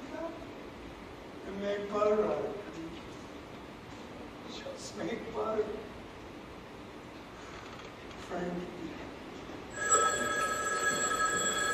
Well, Dr. Connors, what do you want? I want it to be over. I'm getting married, Carl. I'm settling down. I'm gonna have a family. You have stolen almost $2 million. You think we're just going to call that a wedding present? This is not something that you can walk away from, Frank. You will be caught. You will go to jail. Where did you think this was headed? Please, just let me stop, Carl, please. You're scared because you know I'm getting closer. I know you rented that car in Shreveport, the hotel in Lake Charles. You're scared and you're tired. I'm getting married. Uh-huh. I met the girl, Carl. The one. Does she know the truth about who you are? Do you? Almost all of it. Goodbye, Carl. All the Louisiana newspapers the last 2 months look for an engagement notice. Frank Connors. Oh, he would have changed his name by now. He can't. She knows him as Frank Connors. He loses the name, he loses the girl. They always make a mistake.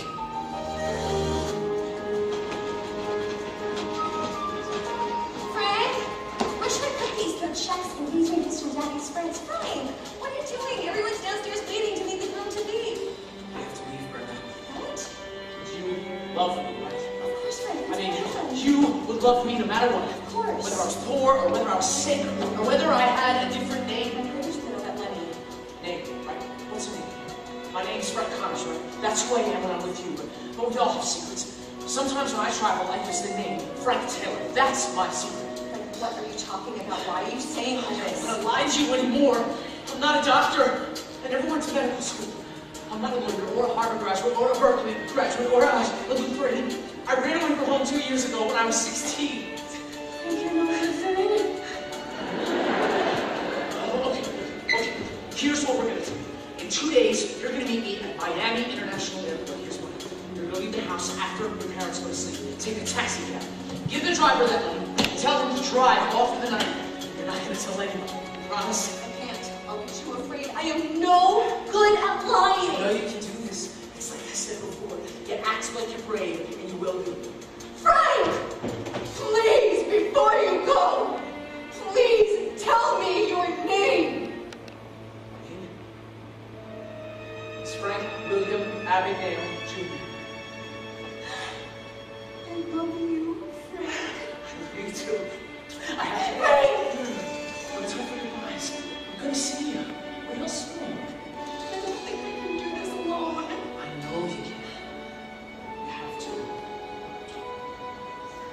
The spotlight's on you.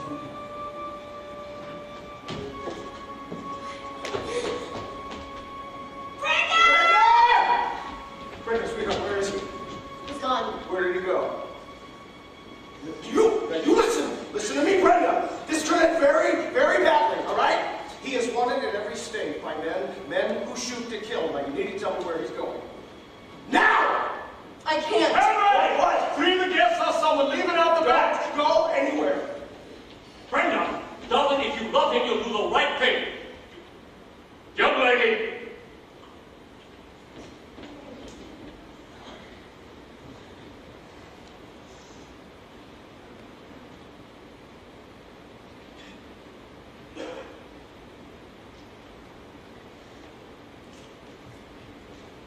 When I was a child,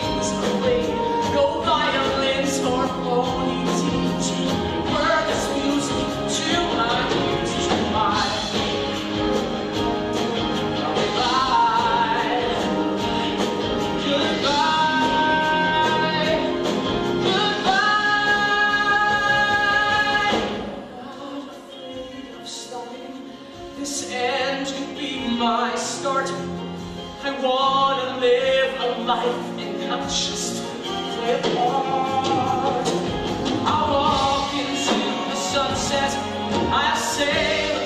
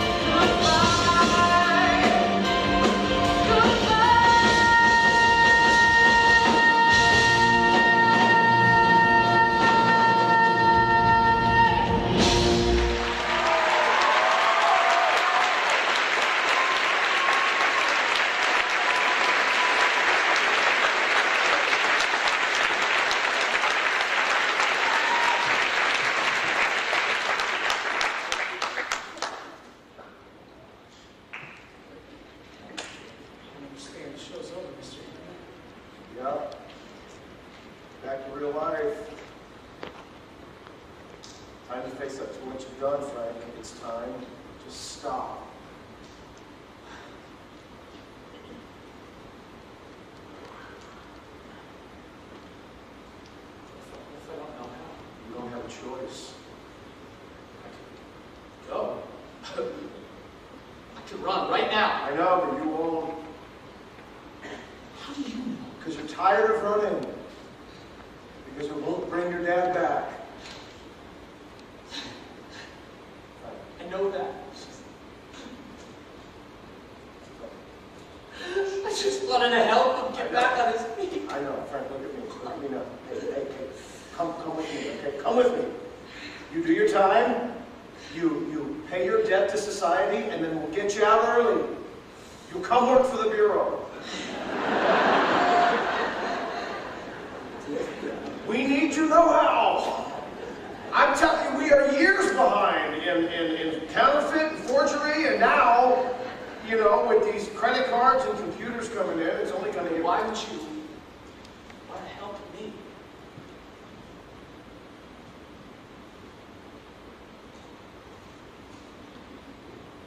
Because I'm the only one who can.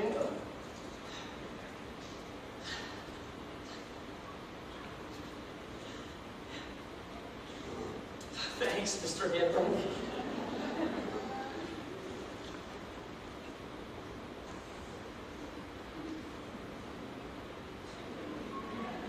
Hey, Frank. Merry Christmas. Okay, come on.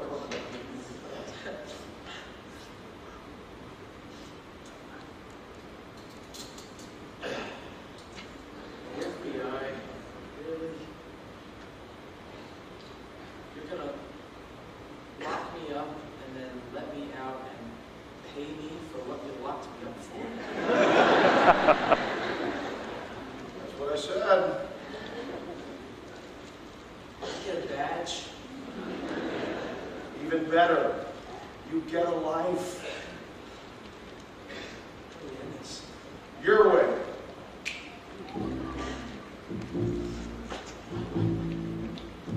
Really? Stop your sobbing, kid, before I shoot. Your nose is running on my only suit. That's disgusting. Come on. Who'd have thought I'd share this dance with you? Looks like we're stuck together, which is strange but true. Yes, you caught me. Now the chase is done. Thank God. Must admit, I gave you quite the run. You did okay, kid. You did okay. Mr. Tortoise, here's your rabbit stew. It's like we're stuck together, which is strange but true. Okay, all right. Tell Mr. Ridley I believe it or not. The show is over and he's all that I got. Hard to believe it, but we're tying the knot today. That's okay. Frank, thank your public while you're still in your prime. Oh, they'll be seeing you for quite a long time. And after you pay for your life of crime, well, kid, we'll see what good behavior can do. Till then, we're stuck together, which is strange, but hey, keep your promise. How did you cheat the bar exam? Didn't cheat. I studied. You're kidding me. I hate you. I hate this guy. Mr. Handwriting turns out to be as good as his word. Frank was sentenced to 15 years in prison, but was released after 7 for good behavior. Carl and I became great friends, and even was a godfather of my kids. Brenda married a real doctor and lived happily ever after. I set up my own security company and paid back every bad check I ever passed. He never paid me back. Now, Shirley, come on, let it go. Just let it go. You gotta get over it, honey.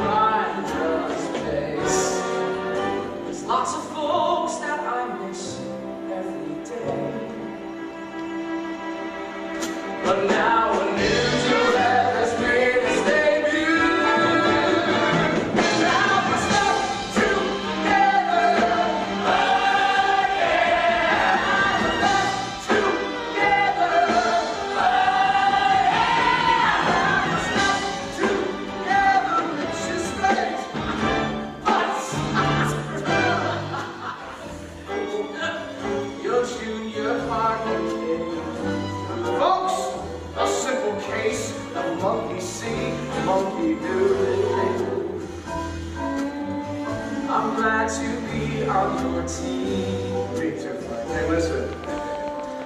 Let's make some butter out of cream. No, I'm just going to see really.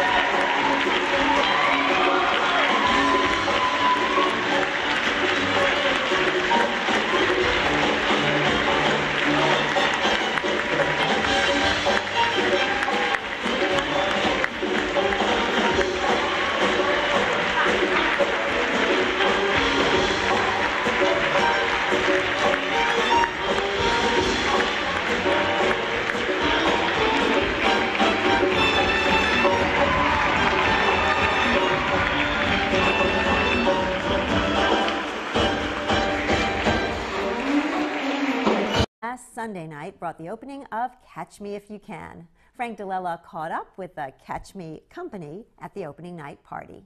Right down to Italy, the high-flying new musical Catch Me If You Can took off officially this past Sunday night at Broadway's Neil Simon Theater. Based on the book and film of the same name, Catch Me If You Can tells the true story of con artist Frank Abagnale Jr. and his quest for a better life. Director Jack O'Brien spoke to me about the show's ride or flight to Broadway. For all of the principals and us, it's over 2 years of experience with this. While we went to Seattle, while we condensed, while we paired, while we shaped, while we took things out, and there were 4 years ahead of that. So there's this sense of compression of real people making a real investment in something they love. Mark Shaman and Scott Whitman penned the music to Catch Me If You Can, a la a 1960s TV special. If Frank was going to tell his story, it would be in very grand scale. It wouldn't be modest. And that seemed to suit his musical needs the most. It happened very organically. As we started writing songs, they were more than slightly presentational, and his father's songs sounded like a Frank Sinatra song. His mother's song sounded like a Judy Garland special. Aaron Tveit stars as the young con artist Frank Abagnale Jr. opposite a cast full of Broadway favorites, including Norbert Leo Butz, Tom Wopat, and Carrie Butler. Talk about a dream come true. I kind of get to sing so many different styles of music in the show, and it's a challenge every night, but I love that about it. I love the story, and I love the group that I'm working with, and I feel really blessed, you know. We're all so close because of Seattle, and Norbert is hilarious, and Aaron is unbelievable. They threw so many changes at Aaron, and he just took it in stride. Real-life bad boy turned good Frank Abagnale Jr. was on hand for the starry opening night. Your life has been a book, a film, a Broadway musical. What's next? I bet any amount of money DreamWorks takes this and makes it into a musical for motion picture. Oh yeah? I wouldn't doubt it. But for now, the spotlight is on the musical stage. And you can Catch Me If You Can live in living color at Broadway's Neil Simon Theater. At Cipriani 42nd Street, Frank DeLella for On Stage. Okay, thanks. And now Mark Shaman and Scott Whitman are best known for composing the buoyant musical Hairspray, but audiences expecting similar joys in their latest adaptation of Catch Me If You Can may be disappointed.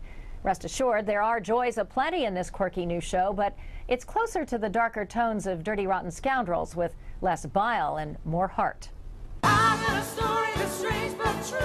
Like the film, Catch Me If You Can tells the true story of Frank Abagnale Jr., who at the age of 16 became a successful con man, bilking millions from banks and an all-too-trusting public. He duped a lot of smart people into thinking he was an airline pilot, doctor, and lawyer. Hot on his heels is FBI agent Carl Hanratty.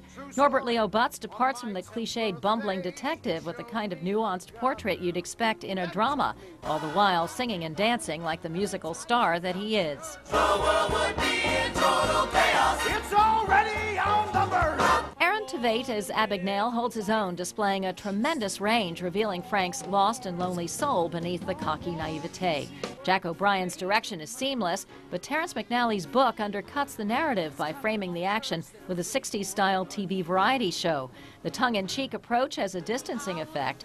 On the plus side, it allows some talented choreens to strut their stuff under Jerry Mitchell's winning choreography. Shaman and Whitman's eclectic score is catchy, and the generous songwriters gave just about everyone in this fine company a chance to shine. Tom Wopat as Frank's hapless dad and Carrie Butler, the fiancée, are standouts.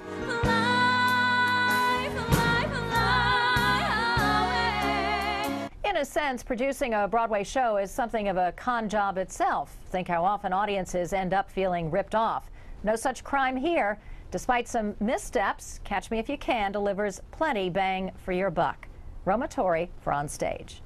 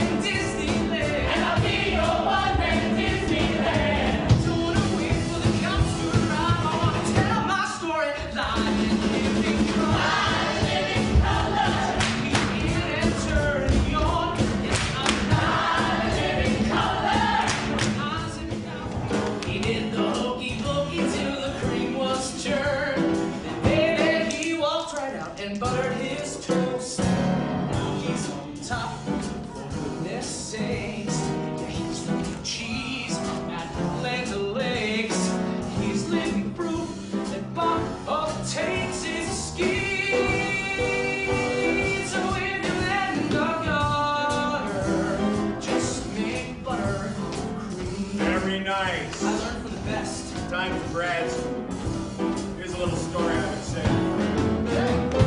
There was a cockroach from Brazil, got drunk in his local coffee mill.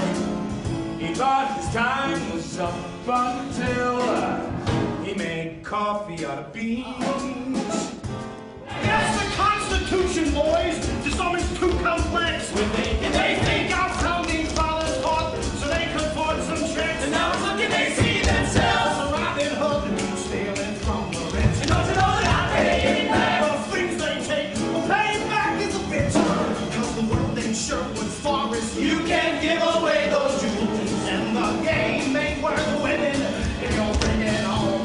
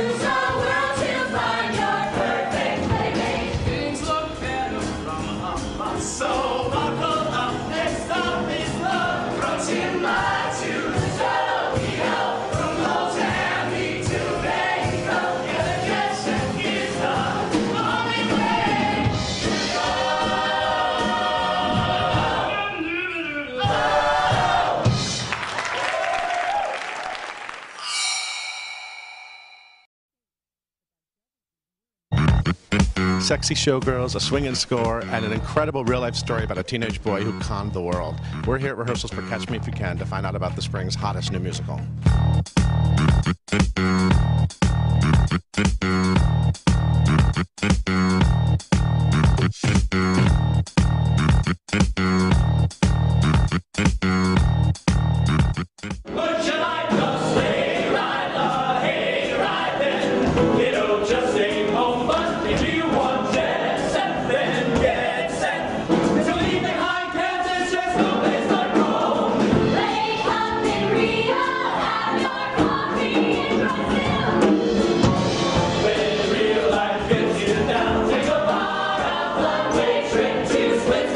Why Catch Me If You Can on Broadway? Glamorous, entertaining, and a sweet, sweet story, but it's kind of thing that appeals to us. What do you love about this story? Yeah, I've loved this story from the second I read it. I always believe that. I think you get something and you sit down and you read it, and just if there's an honest, emotional, instantaneous reaction to the script, you go with it. I think it's such a great story of redemption. Like, here's this guy, he has this glamorous life, he's stealing, living life large, and then he falls in love and he's feeling empty. He ran away because he wanted to have sex. His hormones were raging, as Frank will tell us, and he ran away because he wanted to get it on with girls. And he did. I got a story about fame and money. It's got more curves than a Playboy bunny. I wanna be not just certain, I wanna tell my story. So why do you think your story works as a Broadway musical? I think it does because they've written, first of all, great music that takes you along with the story, music written for the play. And the story is more about the relationship between my father and the FBI agent who was my friend for 30 years till he passed away. I think they're selling that side of the story that the movie really didn't delve into a great deal. Frank Abagnale Jr. is a kind of urban genius, if you know what I mean. That he figured out how to survive in New York City as a 16-year-old runaway, and in the meantime con a lot of people and pass several $1 million in bad checks. Basically, it has the ingredients of what used to make for a Broadway hit. It has these gorgeous chorus girls, unbelievably tuneful, wonderful music, and it has this very moving story of a boy's search for family and a father figure in particular. I mean, it's fabulous. You couldn't come up fictionally with a story more far-fetched than this. Now, Norbert, we all loved you as a con man in Dirty Rotten Scoundrels, but you've gone straight. I've gone straight, as it were. Yeah, I'm on the other side of the law for this one. You're still singing and dancing. They still make me sing and dance.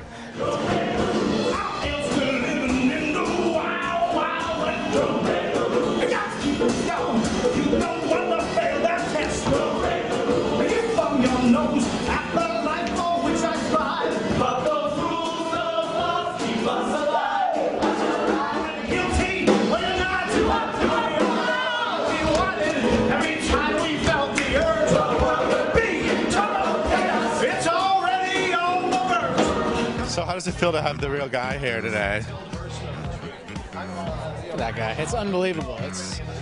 I mean, it's such a fascinating story, but you'd think that it was made up. It's real. I mean, that guy did all this when he was 16 years old. And he's so forthcoming and open about what he did and why he did it. So, if I ever have a question, I can say, hey, what were you thinking here? What were you feeling? Or why did you do this? So it's kind of a very unique experience, when you're playing someone who's a real person who's right there. So it's incredible.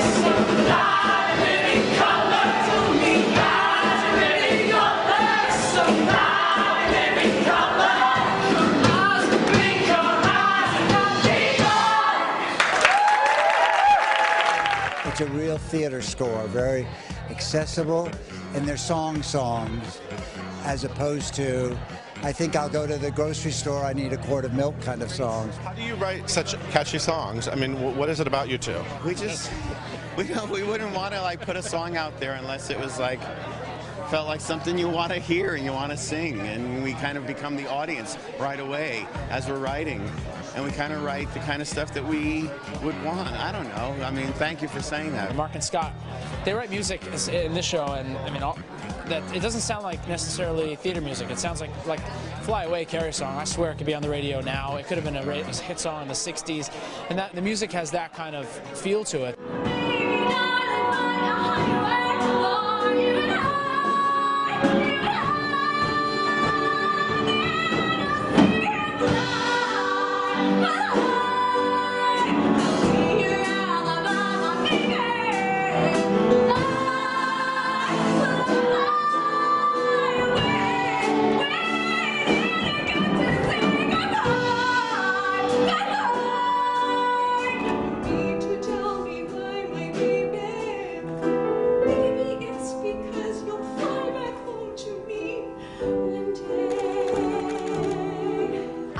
Ordinary girl. I am not the glamorous legs girl, as you can see. Are you making Broadway sexy again? That's our bring glamour back. Glamour. Doesn't Broadway need some glamour? You know that old expression, the tired businessman? I mean, this is a show. I think they should say, Catch Me If You Can, a musical for men. Or for you know, men who hate musicals, come see Catch Me If You Can, because we are really giving what a man wants, what a man needs. Do you think this show is making Broadway sexy again? If it doesn't, then Broadway doesn't have a pulse. That's all. Because if this doesn't sex Broadway up, nothing can. It is those girls, unbelievable babes. So what do you think audiences are going to get when they come to the show? Oh, they're going to be dazzled by these dancers. I keep telling all of my friends, wait until you see these dancers, these women. There's 10 of them to begin with, and they're all more gorgeous than the next one. And the guys are not too hard to look at either. I think they're going to come away listening to amazing songs, and they're going to be stuck in their heads. I warn you, the songs are going to be stuck in your heads. Now listen. Those are the 10 most beautiful women in this show in New York right now. I mean, the legs are this long. It's unbelievable. We haven't seen legs like that since Busby Berkeley died, you know? I don't look at them. I'm a married man now, you know. I don't really check out the showgirls. I'm busy. I'm working. There are phenomenal legs in the show.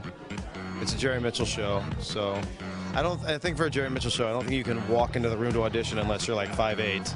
And I hate these shows. I'm 5'7". Same thing happened in Dirty Rotten Scoundrels. I feel like a fire hydrant in these shows. It's so horrible. I do think it's bringing sex back to Broadway, if I say so myself.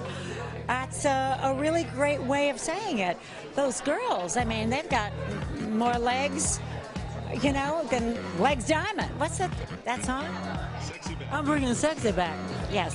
Things look better from my soul. Let's love from Timber to Tokyo, from Mozambique to Vegas. Your gesture is the only way.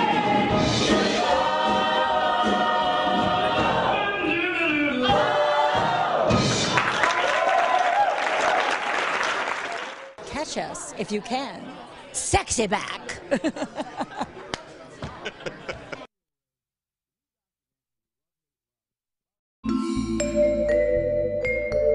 We had a great time, a great audience. Everybody was hyped. You know, this has been a long time in gestation, and I think everybody was really ready for it to open. It's so much hard work, you know, leading up to this, especially previews. I mean, we're rehearsing every day and changing the show. And so yeah, now we all kind of get to just breathe and relax and just do the show every night. Do this incredible show that we love doing. And, you know, we get to do it every night now. I kind of look at my life and I'm amazed about what I did, but I'm more amazed at where my life brought me. And now to have a movie about your life and to have a musical made about your life is just overwhelming. You live with these characters for so long, you stop acting so much and you can just kind of be on stage, you know? And when you're able to do that, then you don't need critics or audiences, or you just get to kind of own it, you know? And that's the payoff of working on something for so long. We got rid of some songs, we replaced some songs. The songs are great, the music is great, and I think it's a much tighter show than it was in Seattle. The 6 of the leads all were in Seattle together, and we really kind of formed a bond. All of the principal people have been with us for over 2 years. Not performing, invested in it, loving the show. So there's a condensation of that you just can't get ordinary. You can't get that in a normal rehearsal process. When you get to go back in and re-rehearse something, you get to find so much more stuff that you didn't find before. But yeah, just time to germinate and ruminate and marinate and kind of sit with it. As writers, you have to kind of forget that it's a real person's story, because if we have to change something to make something more understandable or to flow and the pace or from scene to scene, you have to make some adjustments to the story. Right. I mean, I think if the truth be told, the real Brenda actually turned him in. I mean, so it's You don't want to see that. But you don't want to see that, right? It's obviously not a documentary, as did the movie, but I think it's very respectful of his life and what he did. And what he said at the curtain call tonight was very touching about being given a second chance. If you saw the movie, you know one thing. If you read the book, you know something else. For me, it's about fathers and sons. That's the thing that men feel in an odd way and in a different way from anything else. You have to get to what's driving these guys emotionally and psychologically, and Jack is brilliant at that.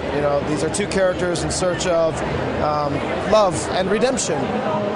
And I love stories about redemption. In this case, because we all loved each other so much in Hairspray, and we believed in each other, and we have a lot of trust, and we reach out for each other because we know it's good, And so in this case, it's been joyous to come back to, and at the Neil Simon, where we all sort of started out. It's a dream come true, These guys are the A-team of Broadway, creative teams and musicals, and they're just, what can I say? It's unbelievable to get to do this. I'm the luckiest guy in the world.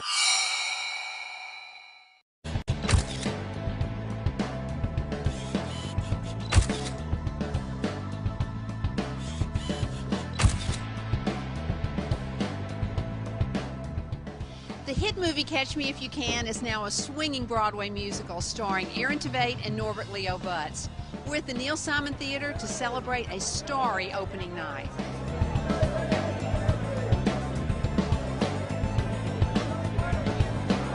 I'm a mad fan of Jack O'Brien's. Terence McDowell, I think I love Norbert Leo Butz. Anything he does, I'm there turning up. And Aaron Tveit, who I think is a real talent and will be for many, many years. This has that real feel of a big Broadway opening, and I think that's exciting. Supporter of Mark and Scott and Jack O'Brien and Jerry Mitchell and everybody that's in it, and Norbert is turning in an indelible performance, and if he doesn't win the Tony, there's no justice. We're officially members of the Mark and Scott fan club, as is James Wilkie.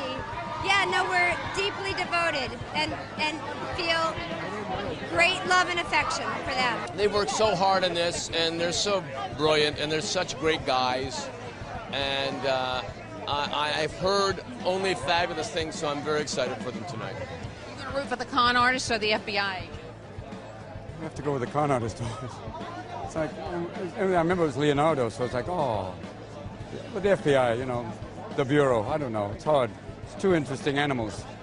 They're both kind of the same creature, but different ways. Con artists always, I actually know a couple of them in real life, actually. I know a girl that used to always steal the stewardess's pocketbook on the airplane. You can do it, it's really easy. Well, remember, the Deep Throat was in the FBI, so they're good guys in the FBI, so I would root for the FBI.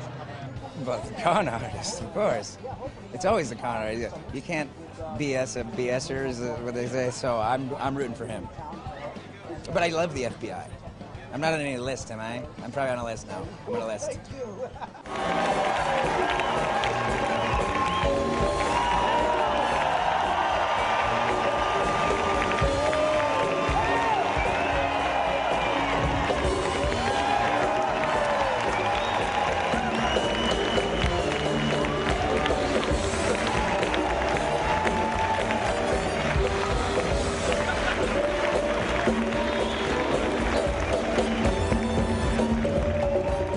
How are you feeling tonight?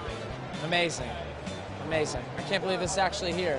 It still hasn't even hit me yet. I'm feeling relieved. I suppose you're surprised to hear this. You know, for some of us, it's been like over 6 years that we've been working on this and refining it and doing it in Seattle and doing readings and all that sort of stuff.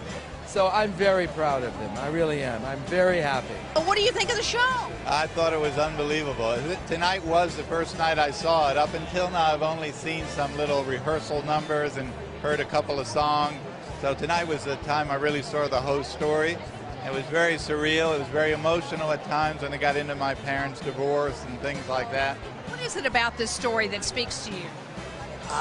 It's exciting, it's unbelievable, but it's true, and it's kind of inspirational too. You can really make major mistakes and be given a second chance and make something significant of your life. It just moved me. I started, really weeping when I first read it, and I always try to follow that instinct with a piece. If it has a kind of an instant, gut place that it hits you in. Even though it might look like a big, quote-unquote, old-fashioned musical with a lot of, glitz and big numbers, that there's an incredible story here about family and the family that you choose in your life. And I mean, there's a huge emotional journey in this show that I think that maybe at the outset people don't realize that they're even going to go on. It's amazing. And being a kid who grew up in New York and walked past these theaters, never did I dream that someone would make a musical about my life. That's amazing. Brag on your cast for me a little bit. Aaron and Norbert.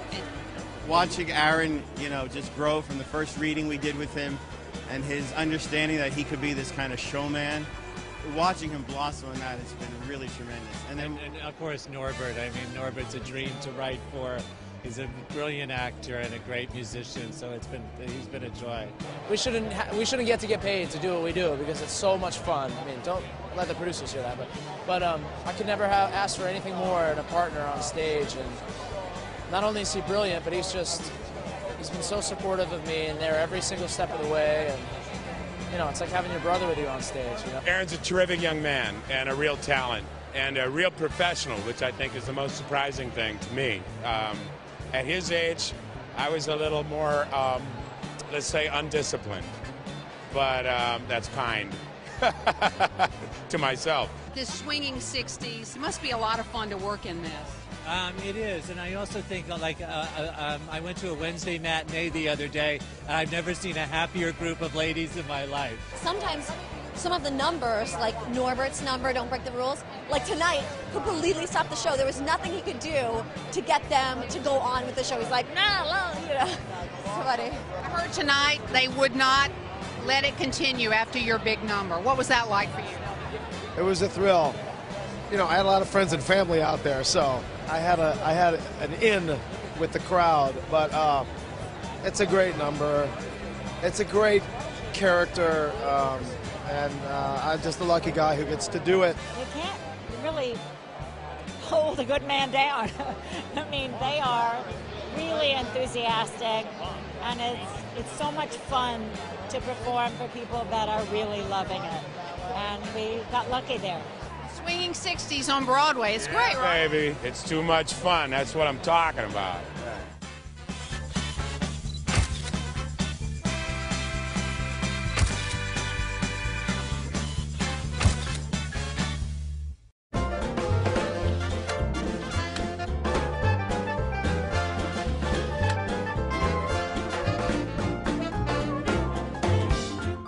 He's one of Broadway's fastest rising stars. After starring in big hits like Wicked and Hairspray, he got everyone's attention as the mysterious teenage son in Next to Normal.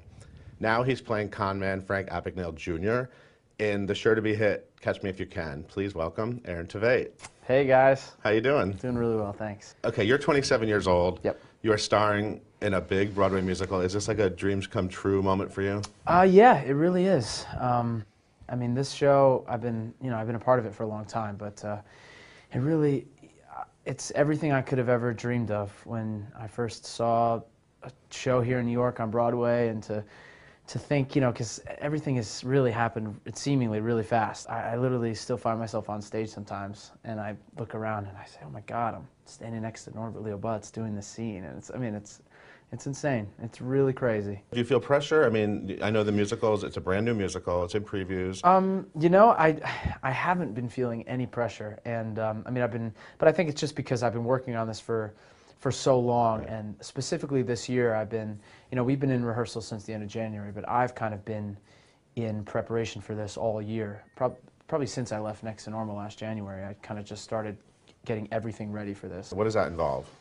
It involves, you know, the classes that I was taking all year and keeping myself healthy and getting my voice in shape to be ready for this. And then specifically, you know, the last 3 months before we started, I started working out with a trainer, and that was just to kind of get myself as injury-proof, knock on wood, as possible for this kind of marathon of a show that I have to. Was that because of your shirtless scenes? It was not because of my shirtless scenes. It was because of all the dancing and all the running around I do. The last thing I wanted to do was blow out a knee, so I wanted to make sure that I was in the best shape possible for that. But what you asked about the pressure, I haven't been feeling it consciously, but actually I just had a massage yesterday, and my neck has been so tight that I think subconsciously I think I'm holding out all the pressure right there. But no, I feel good. But I think I've been able. On opening night, your head will explode. My head's going to explode on opening night, definitely. So let's set this up. The way the show opens is that your character is being arrested. Yeah, being arrested in the Miami, you know, International Airport Terminal, and then kind of because of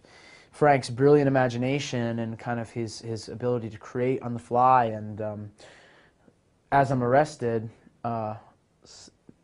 Norbert Hanratty said something about, you know, you're not going to do this, you're not going to misdirect us, you're not going to put on a show for these people, and it kind of gives me the idea, wait, could I? Let's try it. You know, we're telling it with this device that it's Frank sees his life as this early 60s television show. It's a really cool idea. Yeah. And I have to say, I saw the show last night, and I absolutely fell in love with it. Oh, thank you. I'm so glad to hear it. It's really cool, really different, really fresh, and you're doing amazing work up there.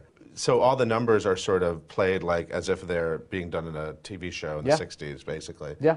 So what does that do? And you also get to interact with the audience because of that, because you sort of introduce things to them. Yeah.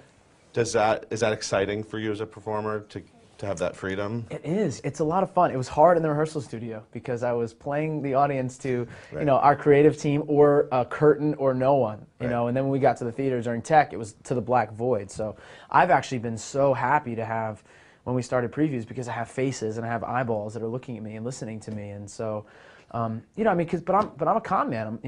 I do bad stuff to people. So it's kind of in a very Shakespearean way, I'm an anti-hero. So I have a big task to try to get the audience on my side. And so it's a very interesting dynamic that I get to have with the audience. It's a whole nother character in the play every night for me. This kid conned what, like over $5 million out of people? I mean, it was about $2.5 million, but over the course of the first amount of time. But I think that I read a figure sometime, I mean, with inflation today, it's almost $14 or $15 million of today's money. And I mean, and it was at a time in the 60s where, you know, I think people took things at face value a lot more, and it was still a time where people would believe anything that was told. And so, you know, Frank, he wasn't going out maliciously to try to hurt people, but he would just see an opportunity and tell someone something, and they would believe him, and it would happen. So, but he was kind of a very progressive thinker and thought outside the box of a lot of things. And you know, I mean, one thing he did that's not in our show, but it's, you know, in the book, his book, and he's told me about it. And he just went into a bank, and there's a stack of deposit slips, and he changed, like, where the number where you write your account, he wrote his account number in those boxes. And so when people came in, they didn't know enough to not write their number in, and so when they deposited checks, it went into his bank account. So just stuff like that. I mean, it's ingenious, you know, and you wouldn't think of it, but he just thought of it before anyone else did. Or another great story that I love that he tells is, while he was flying as a Pan Am pilot around the world, he would get to the airport and he would see that there was a drop box for the rental car companies, and people would leave their money and the keys in the rental car box. And so what he did, he went to a costume shop and rented a uniform, like a security guard uniform, and put a sign on the box that said, "Box out of order, leave with security guard." And he just sat there, and people just handed money to them all day for their rental cars.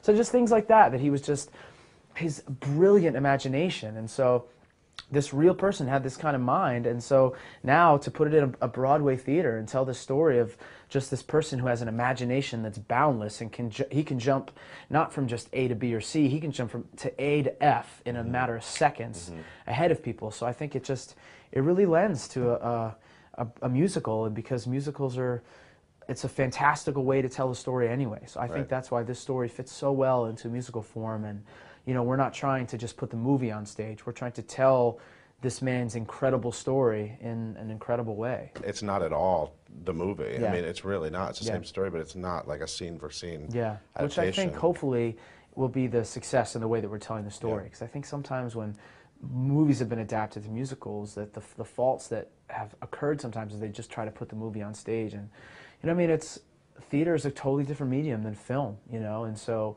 we have the opportunity to tell it in a way that, you know, film, you know, can't tell. And you also then have less worries of people comparing you to Leonardo DiCaprio. Yes, definitely. But I'm sure you wouldn't mind having his career. Absolutely not. I mean, I've been a huge fan of his for a long time, and anytime anybody asks me if I'm worried about comparisons, I say, of course not. If anyone compares me to Leonardo DiCaprio, I think that's such a compliment. But because I get to narrate the story, and I get to bring the audience along, and I get to fill them in on maybe what Frank was thinking or what I'm thinking, what I'm going through. It's not just a linear story that, you know, like as Leonardo was approaching in the movie. I think I get to have a little more fun than he did, you know, throughout the course of the story. So you also get to have a lot of fun with these big production numbers. Yes. And shaking your ass. There's a lot of dancing. It's a lot of dancing, yeah.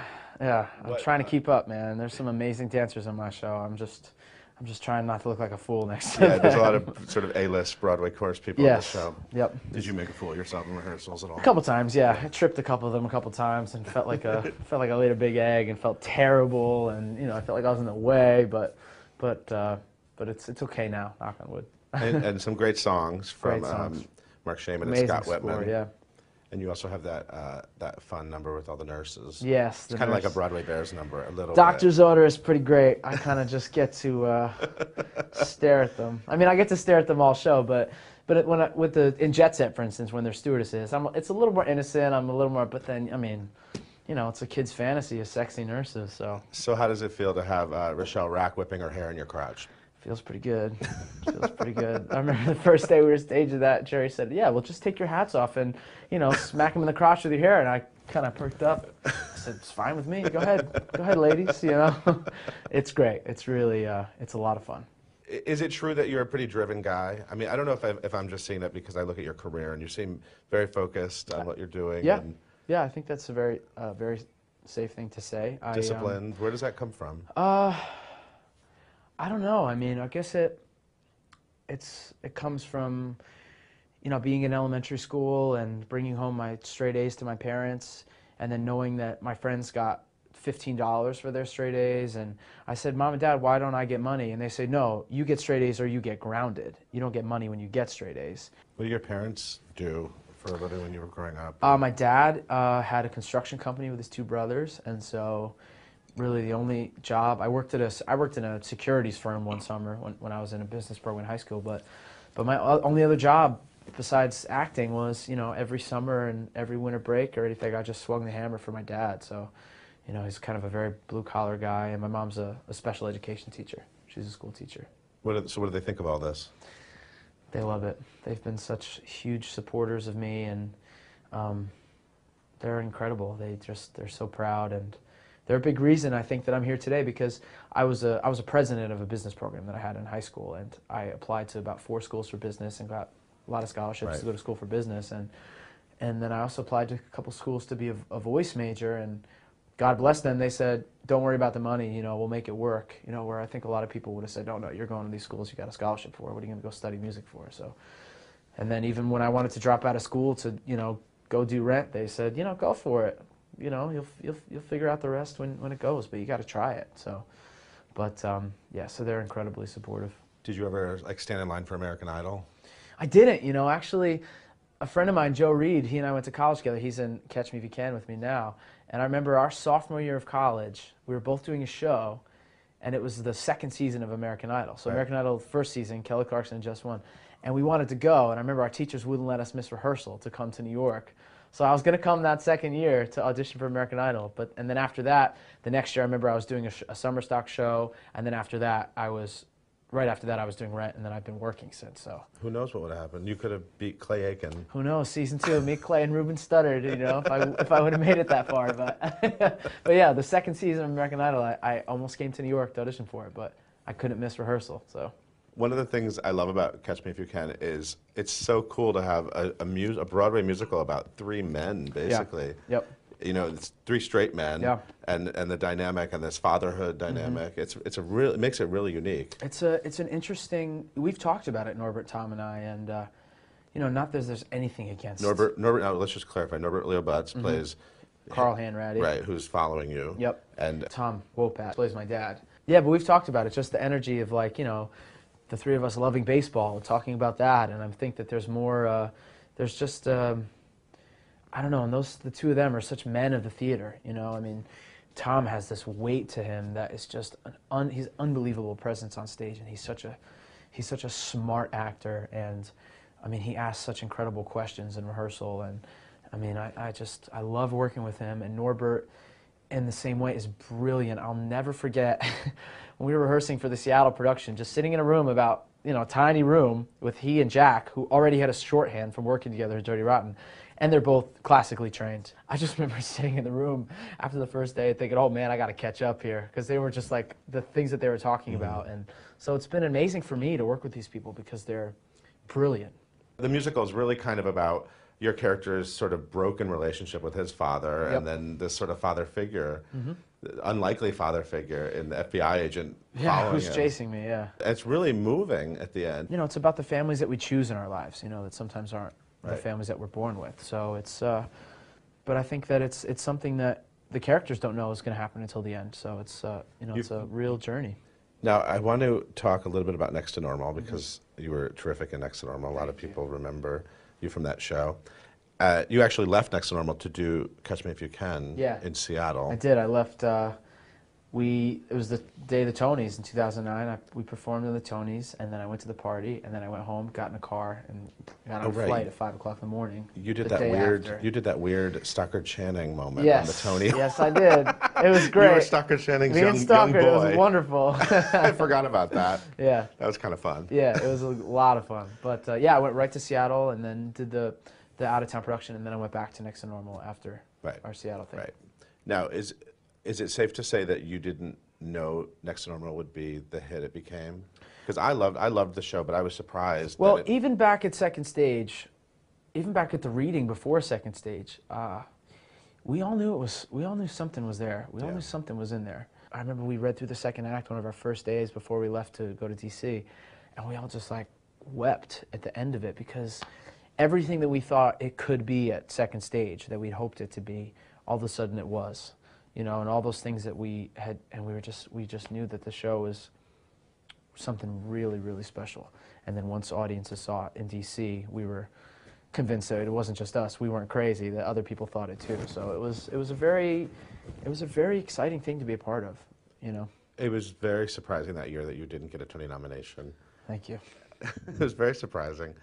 Yeah, there was a lot of buzz around that show, and a lot of people said a lot of things to me leading up to nominations, and I mean, it was hard not to get swept up in it, you know, and so I was, the morning that I was devastated, you know, to be completely honest. It was a real punch in the gut, and once I let it go through me, like, I just was so excited the fact that that show got all the nominations it did, and there were 6 of us in the show, and the show ultimately won Best Score, and 6 people singing a full-length musical. I felt a huge part of that, and I was so excited for everyone else, you know, and but it was a very hard day. I also should say that you won a Broadway.com Audience Award, which always numbs the pain of a Tony snub. Actually, it really did numb the pain. I was so honored to win that Broadway.com Audience Award, especially after, you know, what had happened. And what matters really is that the people that come to the show every night and the people that like watching you perform on stage, you know. So that really meant a great, great deal to me. Did you get to keep that big head from the side of the Booth Theater? No, they offered to give them to us, but then, and actually I got an email from the company management, and they said, "Would you want your head?" And yes, because what I wanted to do was I wanted to put it in my apartment in Queens, and just put it on the wall and not say anything to my roommate, and have him walk in and just be sitting there eating, watching, like, what's up, man? And just have him just see my head. But my dreams were squandered because they said because they were on 2 separate doors that they couldn't get them off without ruining it. So I don't know what happened. Lame. Junk ended up bought new doors. Ended up in a junk pile somewhere. Yeah, they could have given me the doors. But oh, I had high hopes for that picture, but no, I didn't get to keep it. So are you excited to get to opening night? Yeah. With this show, it's been a long journey. It's been a very long journey. I mean, a couple times a night I'm on stage, and I can't believe we're on Broadway doing the show. I really can't believe that we got here and that we're here. But you know, opening's always nice because you don't have rehearsal the next day. So that'll be nice too. Right now, coming off our 10 out of 12s and then into the previews. But this is the best time. It's the most exciting time. Well, everyone needs to see Catch Me If You Can. Yes, please come see it. It's Please come see it. And Aaron Tveit is doing a great job. Thank you. So thank you for coming by. Thank you for having me. Thank you for watching. We'll see you next time.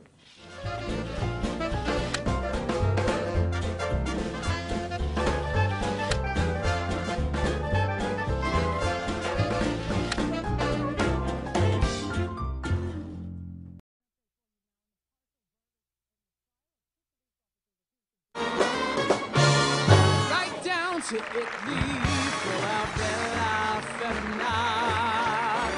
Jump in a fountain or a big la dolce vita. If your tastes run more risque, then we know a joint in all the way. So hang on tight, let's loop de loop. This guy's a fly, this chick in blue. So pack up your suitcase and no worries and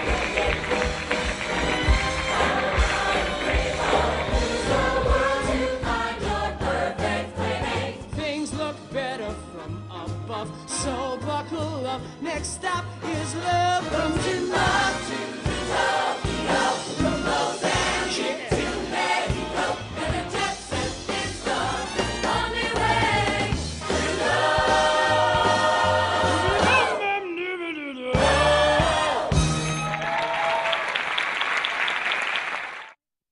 Go straight into a movie. Got a red light, sell some hot. It's all the shit. You're either guilty or you're not. If we were what we wanted, every time we felt the urge, the world would be in total chaos. It's already on the verge. Cause it's laws that keep us human. Cause without them we're just mules. And the game ain't worth the win. I say the game ain't worth the win. The game ain't worth the win. If we're breaking all the rules, don't break the rules. What's a name? Just a window dress. Everybody knows that it's the clothes that make the man. Play the game. Just keep from guessing. Mix and match me. Try to catch me if you can. Oh, I got a story that's strange but true. I got a story that's strange but true. So come fly with me for a bird's eye view. Fly with me for a bird's eye view. I got the world in my command. I got the world at my command. And I'll be your one-man Disneyland. And I'll be your one-man Disneyland. I don't wanna wait for the cops to arrive. I wanna tell my story live and in living color. Live and living color. Tune me in and turn me on. Yes, I'm Live and living color. your eyes and I'll be gone. Yes, I'm live and living color. Tune me in and turn me on. Live and living color. Make your eyes and I'll be gone. True story. I got a story I'd like to tell, but I'm gonna need help to tell it well.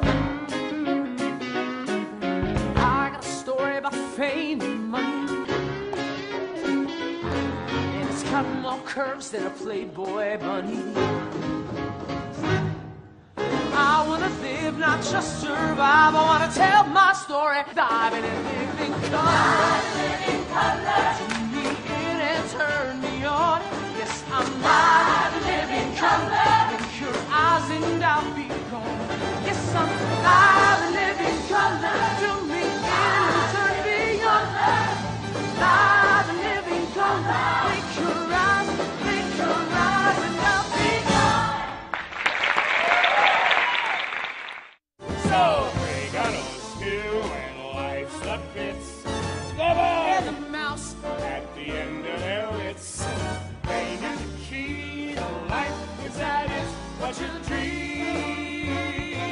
So if lemon's hard to say, don't just stand around and scream.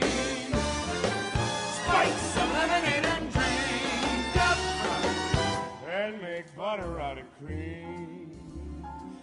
Just make butter out of cream. Make some butter out of cream. I hear what you're saying, son. I'll make butter out of cream. I'm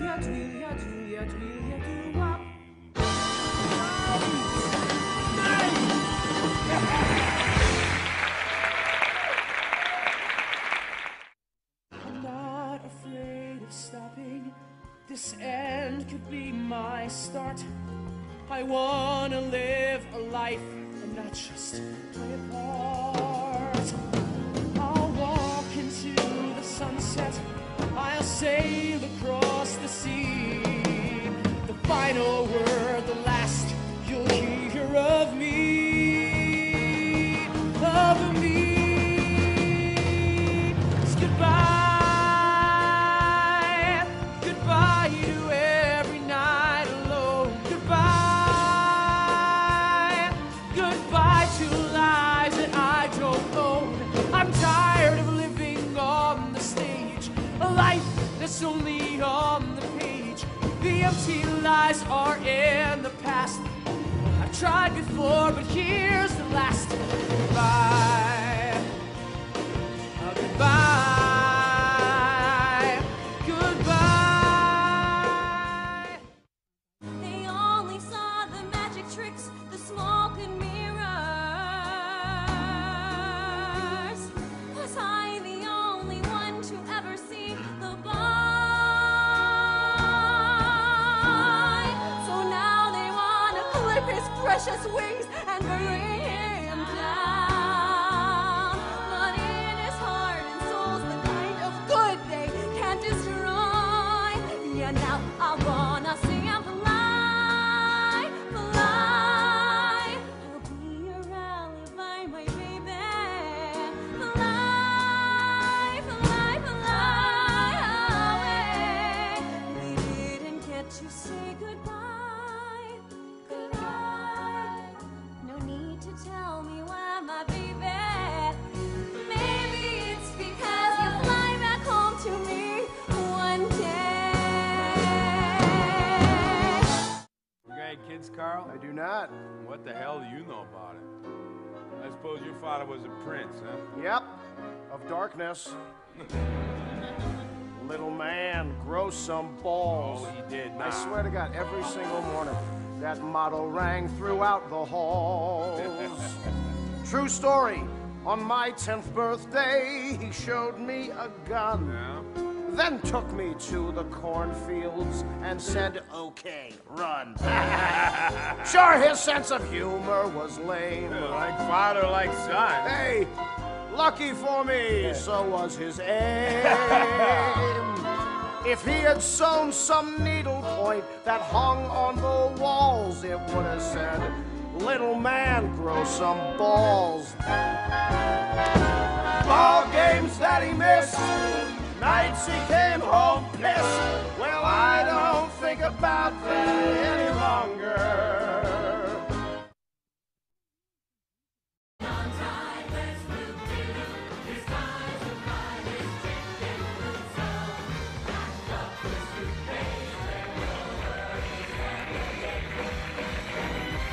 From New York City, this is Theater Talk. I'm Michael Riedel of the New York Post. And I'm the show's producer, Susan Haskins. And we have a real treat for you tonight, Susan, because we have two of our favorite guests of all time we do. on Theater Talk. Yes, indeed. They wrote one of my favorite musicals of all time, Hairspray, and I'm very pleased to say that they are back on Broadway this season with a terrific new musical called Catch Me If You Can. And we are delighted it brings them to Theater Talk. Welcome, Mark Shaman and Scott Whitman. Hello. Guys, I always think of like sort of the Richard Adler and who is the Pajama Game guy? Jerry Ross. Jerry Ross, Richard Adler. You guys right in the vein of great old-fashioned musical comedy. That would be a lovely compliment. Yes, Sammy Kahn and Virginia. What have you done with Michael Riedel? That's right.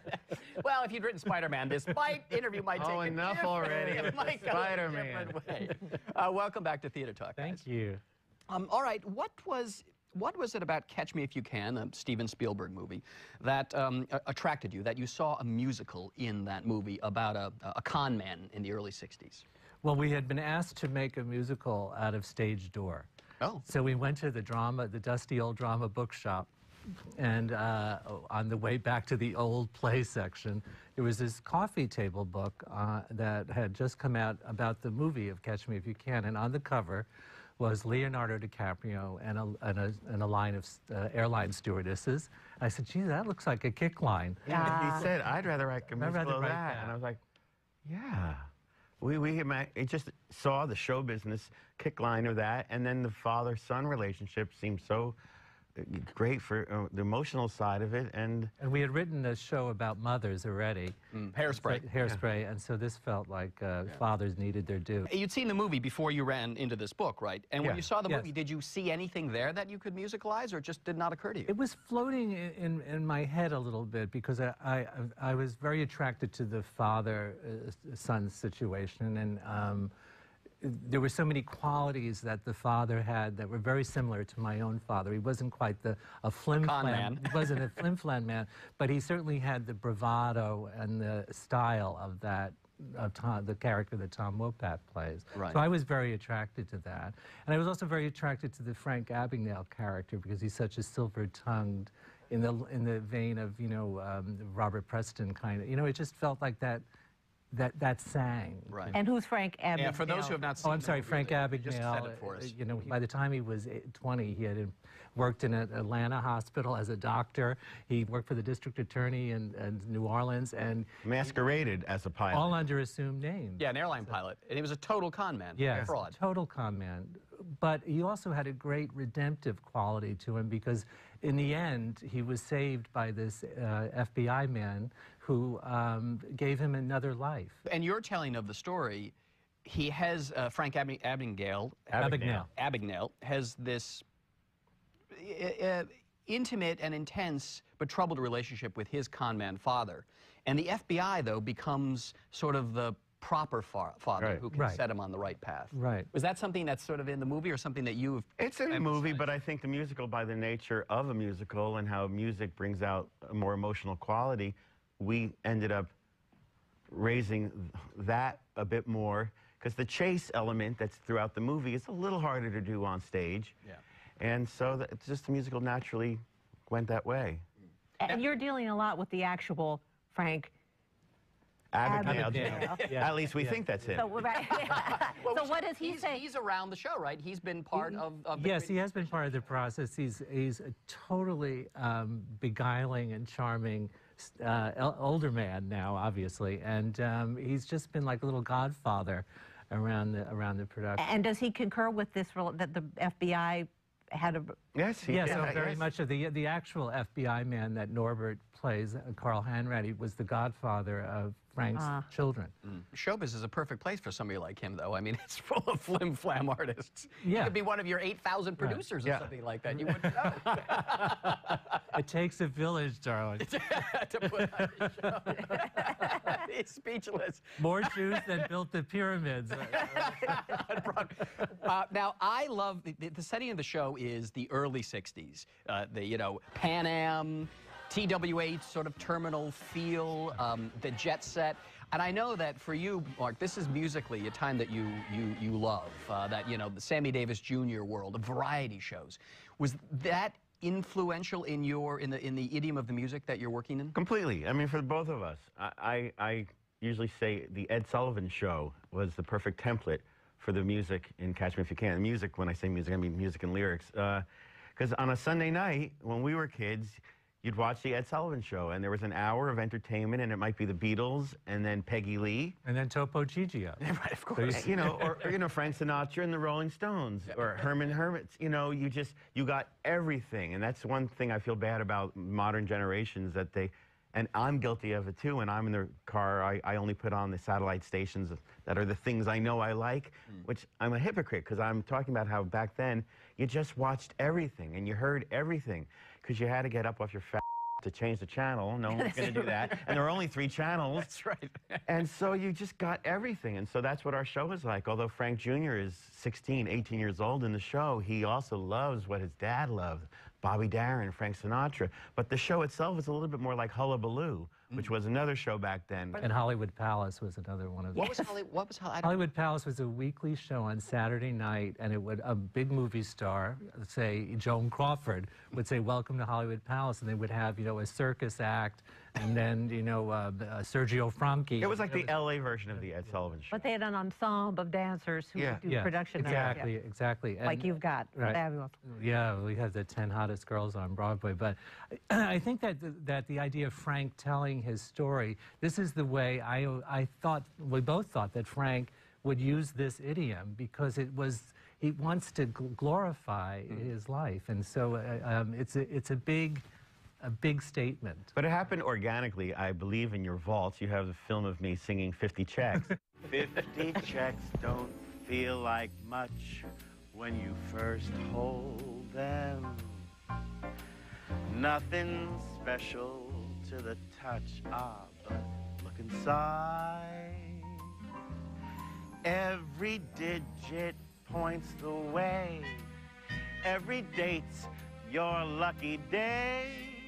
Every check's a mini magic carpet ride. It's like Playboy After Dark here. Can you think of 50 dreams? Well, they're in your hands now. And with your heart and mind, there ain't nothing you can't do. 'Cause you have 50 choices, 50 chances, cold hard cash or hot romances. 50 checks can make those dreams come true.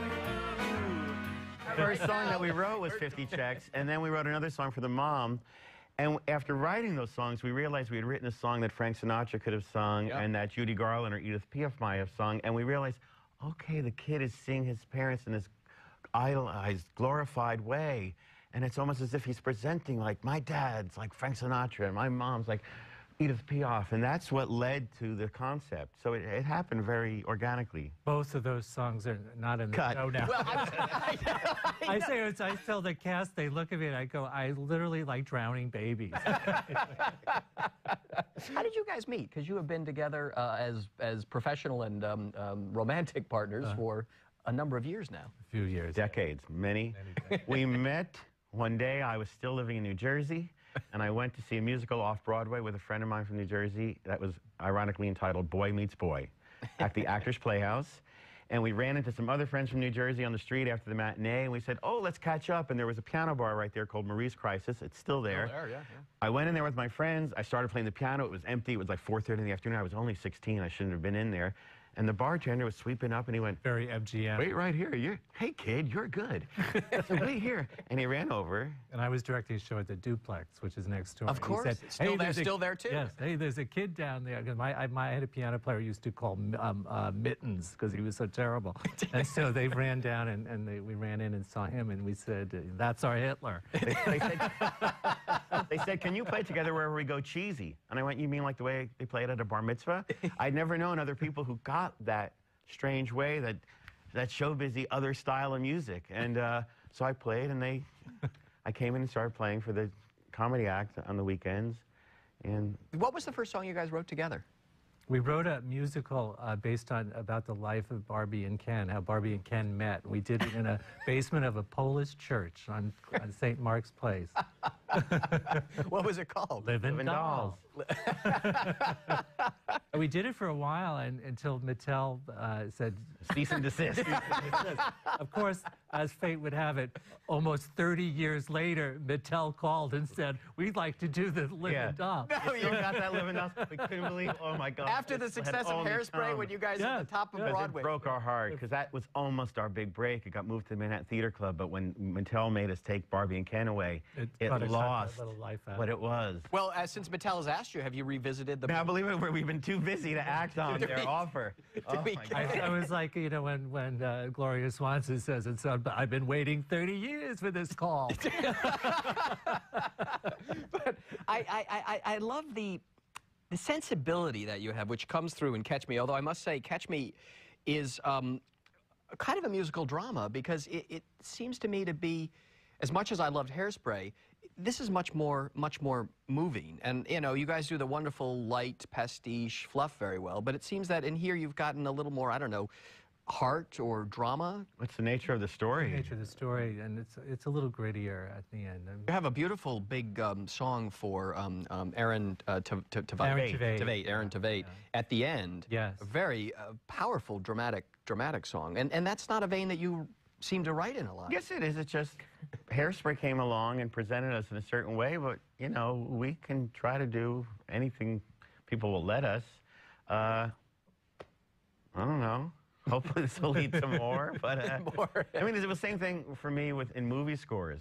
When I was scoring so many romantic comedies, and after a while I was only getting offered that. And yet, even though it was a romantic comedy in a way, I scored a movie, The American President, that had a much more rich feeling, and yet I kept getting pigeonholed in more like the dee-dee-dee-dee-dee-dee kind of stuff. And then Hairspray came along and saved my life and changed our lives. Both our high schools did Hairspray 2 weeks ago. This was brilliant. Separate, I mean, independent, you know. I'm a movie star. Did you go to see it? I would have. His did it the weekend where we couldn't leave. It was the first week. It was our first. But mine did it, well, mine did it for 2 weekends, and it was our second Saturday, and we couldn't make any changes to the show that day. And I was like, you know what? I could miss the show tonight. It might be good to miss a show. And I went to New Jersey, and I saw them do a musical I wrote in the auditorium that I first auditioned to play piano for a musical. I mean, they brought me up and made me make a little speech, and I was literally standing right above where the piano that I went and said, can I audition to play for The Sound of Music? I said, when I was in high school, I used to I played hooky from high school to go to New York to see musicals, and tonight I played hooky from my musical on Broadway to come back to high school. It was the strangest thing. I hear that you have written a TV pilot that involves a horrendous gossip columnist. Ah. Yes, we've been doing a TV show a pilot called Smash, and Michael Riedel is actually referred to. He's like Waldo Lydecker and Laura. Oh, I love him. I think he's actually a plot point. Well, Teresa Rebeck has written the script with you guys, and she told me I'm going to use your name, you know, because we should say to people, it's about the out-of-town tryout of a big Broadway musical. Right. And Michael Riedel, the feared gossip columnist of the New York Post, is going to go see the musical, as I often do out of town. And Teresa wrote a line in there calling me a little Nazi. Yeah. And I did this for you. I had to sign a release for NBC and it says, you will be referred to as a, quote, little Nazi in this pilot, and you will not sue. You will like it. That's what we call fact-checking. And I sign it, but are you, who's going to play me? Well, later on you say something nice about the musical, and so she changed her tune, and she goes, actually, he doesn't get enough credit he's a really very smart guy. The character. Yeah. That's the way it goes. We write the musical that they're writing. So the other day we literally went from doing the Broadway musical, then we went to the rehearsal for the show about the Broadway musical. I felt like I was in a gay Inception.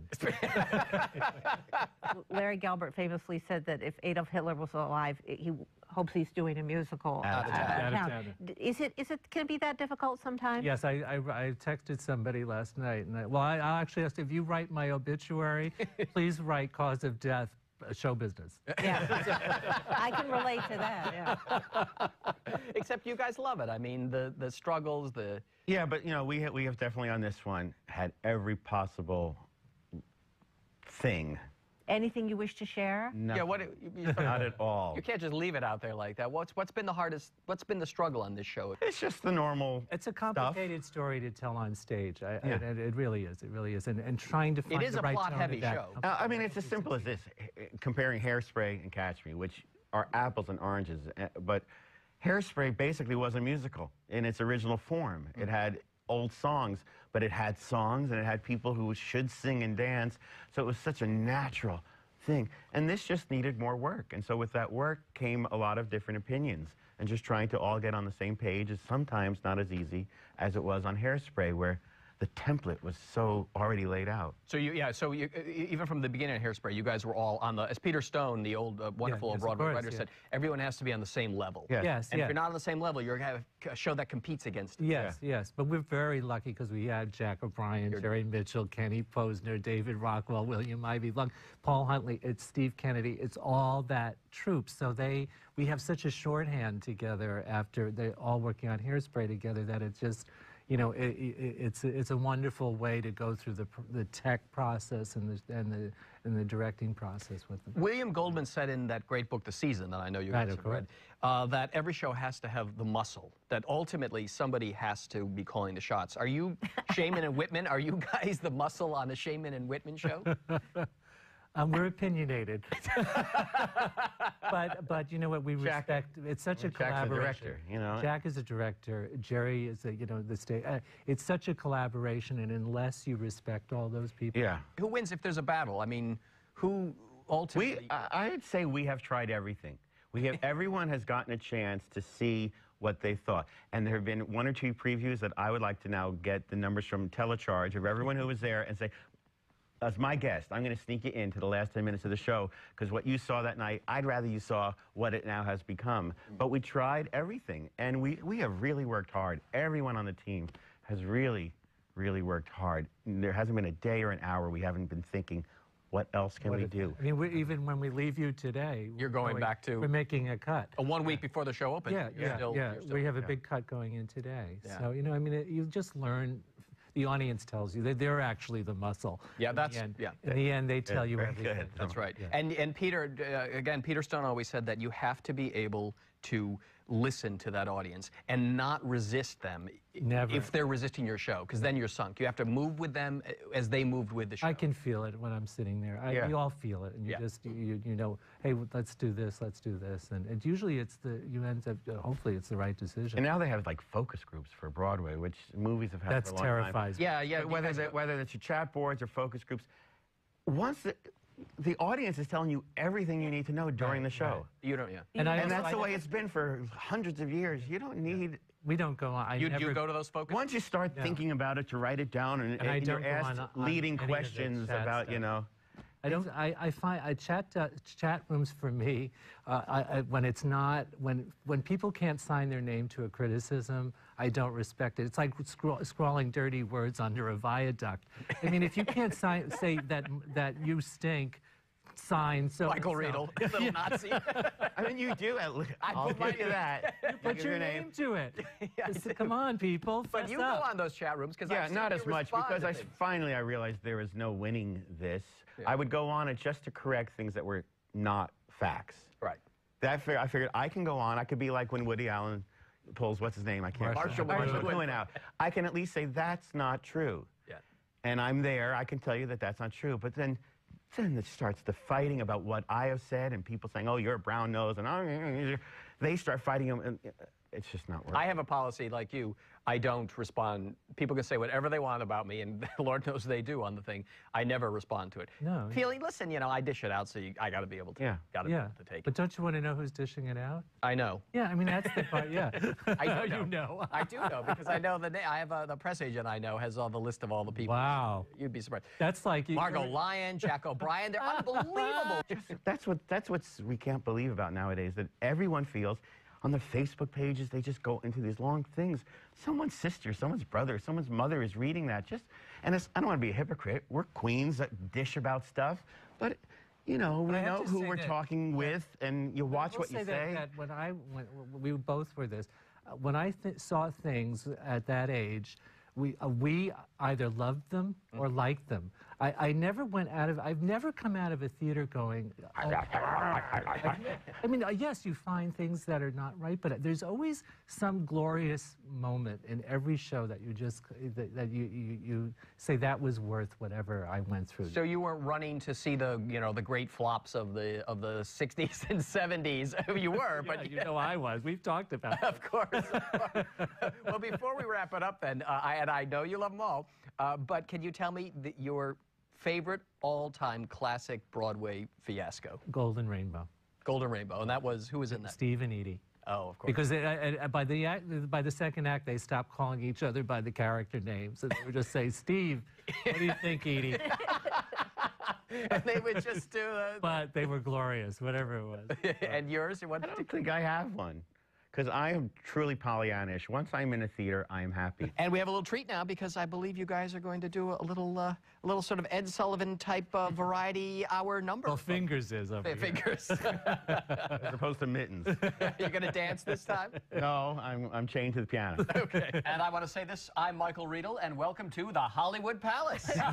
With David Susskind. It has a little David Susskind David feeling. Susskind, exactly right. This is our Theater Talk's little version of our early 60s variety show with Shaman and Whitman.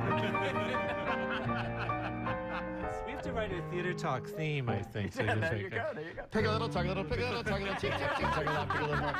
Fabulous. All right, we have a treat now because we're going to hear a song from Catch Me If You Can, and you want to set it up for us, Mark? Well, this is one of those moments like in Hairspray when there was the line, "Mama, welcome to the 60s." That just, we were like, that's a song. So in Catch Me If You Can, there's this great fable that Jeff Nathanson, the screenwriter, created that Chris Walken, as the father, tells. It kind of sums up his way of looking at life, which is two little mice fell in a bucket of cream. The first mouse quickly gave up and drowned, but the second mouse, he struggled so hard, he churned that cream into butter and he walked out. I thought, that could be a song. I mean, that could be a song not unlike High Hopes, great Sammy Cahn, Jimmy Van Heusen song. They used to, you know, or A Fish is an Animal, all those kind of songs. I like this swing on a star, you know, using animals. So anyway, so we wrote this song. Two little mice of great renown fell in some milk and one proceeded to drown. The other one still the toast of the town, 'cause he made butter out of cream. He looked around, deduced his plight, said this is no way to spend a Saturday night. But he had the style to make things right, so he made butter out of cream. He kicked his legs up, he tossed and turned, so not to end up a ghost. He did the hokey pokey till the cream was churned, and baby, he walked right out and buttered his toast. Now he's on top, for goodness sakes. Yeah, he's the big cheese up at Land O'Lakes. He's living proof that pop, all it takes is a scheme. So if you land in the gutter, just make butter out of cream. So if lemons clog your sink up, don't just stand around and scream. Spike some lemonade and drink up, and make butter out of cream.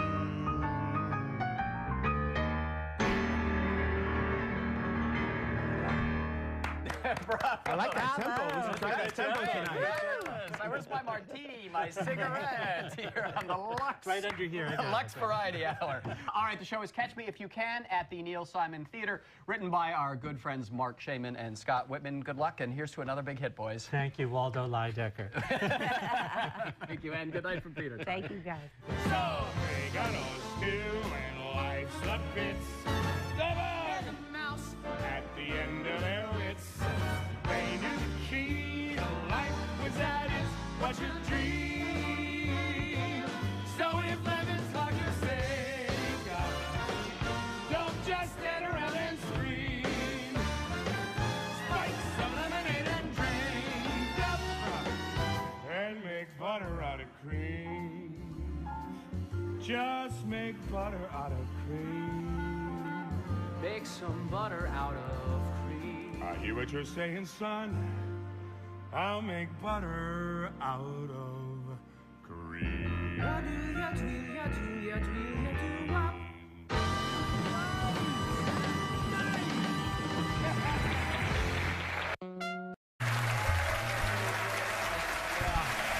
Thank you. Thank you. Wow, I may need a cocktail. Our next guest star in a dynamic new Broadway musical currently playing at the Neil Simon Theater. Please welcome Tony Award winner Norbert Leo Butz and the cast of Catch Me If You Can.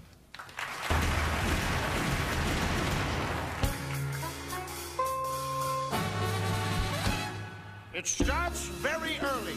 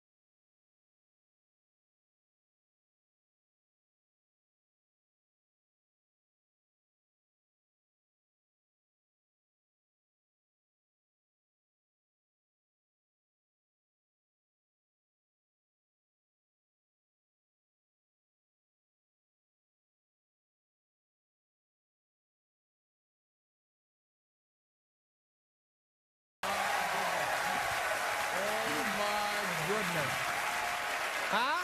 What? Hello. Oh, how about that? Oh, my.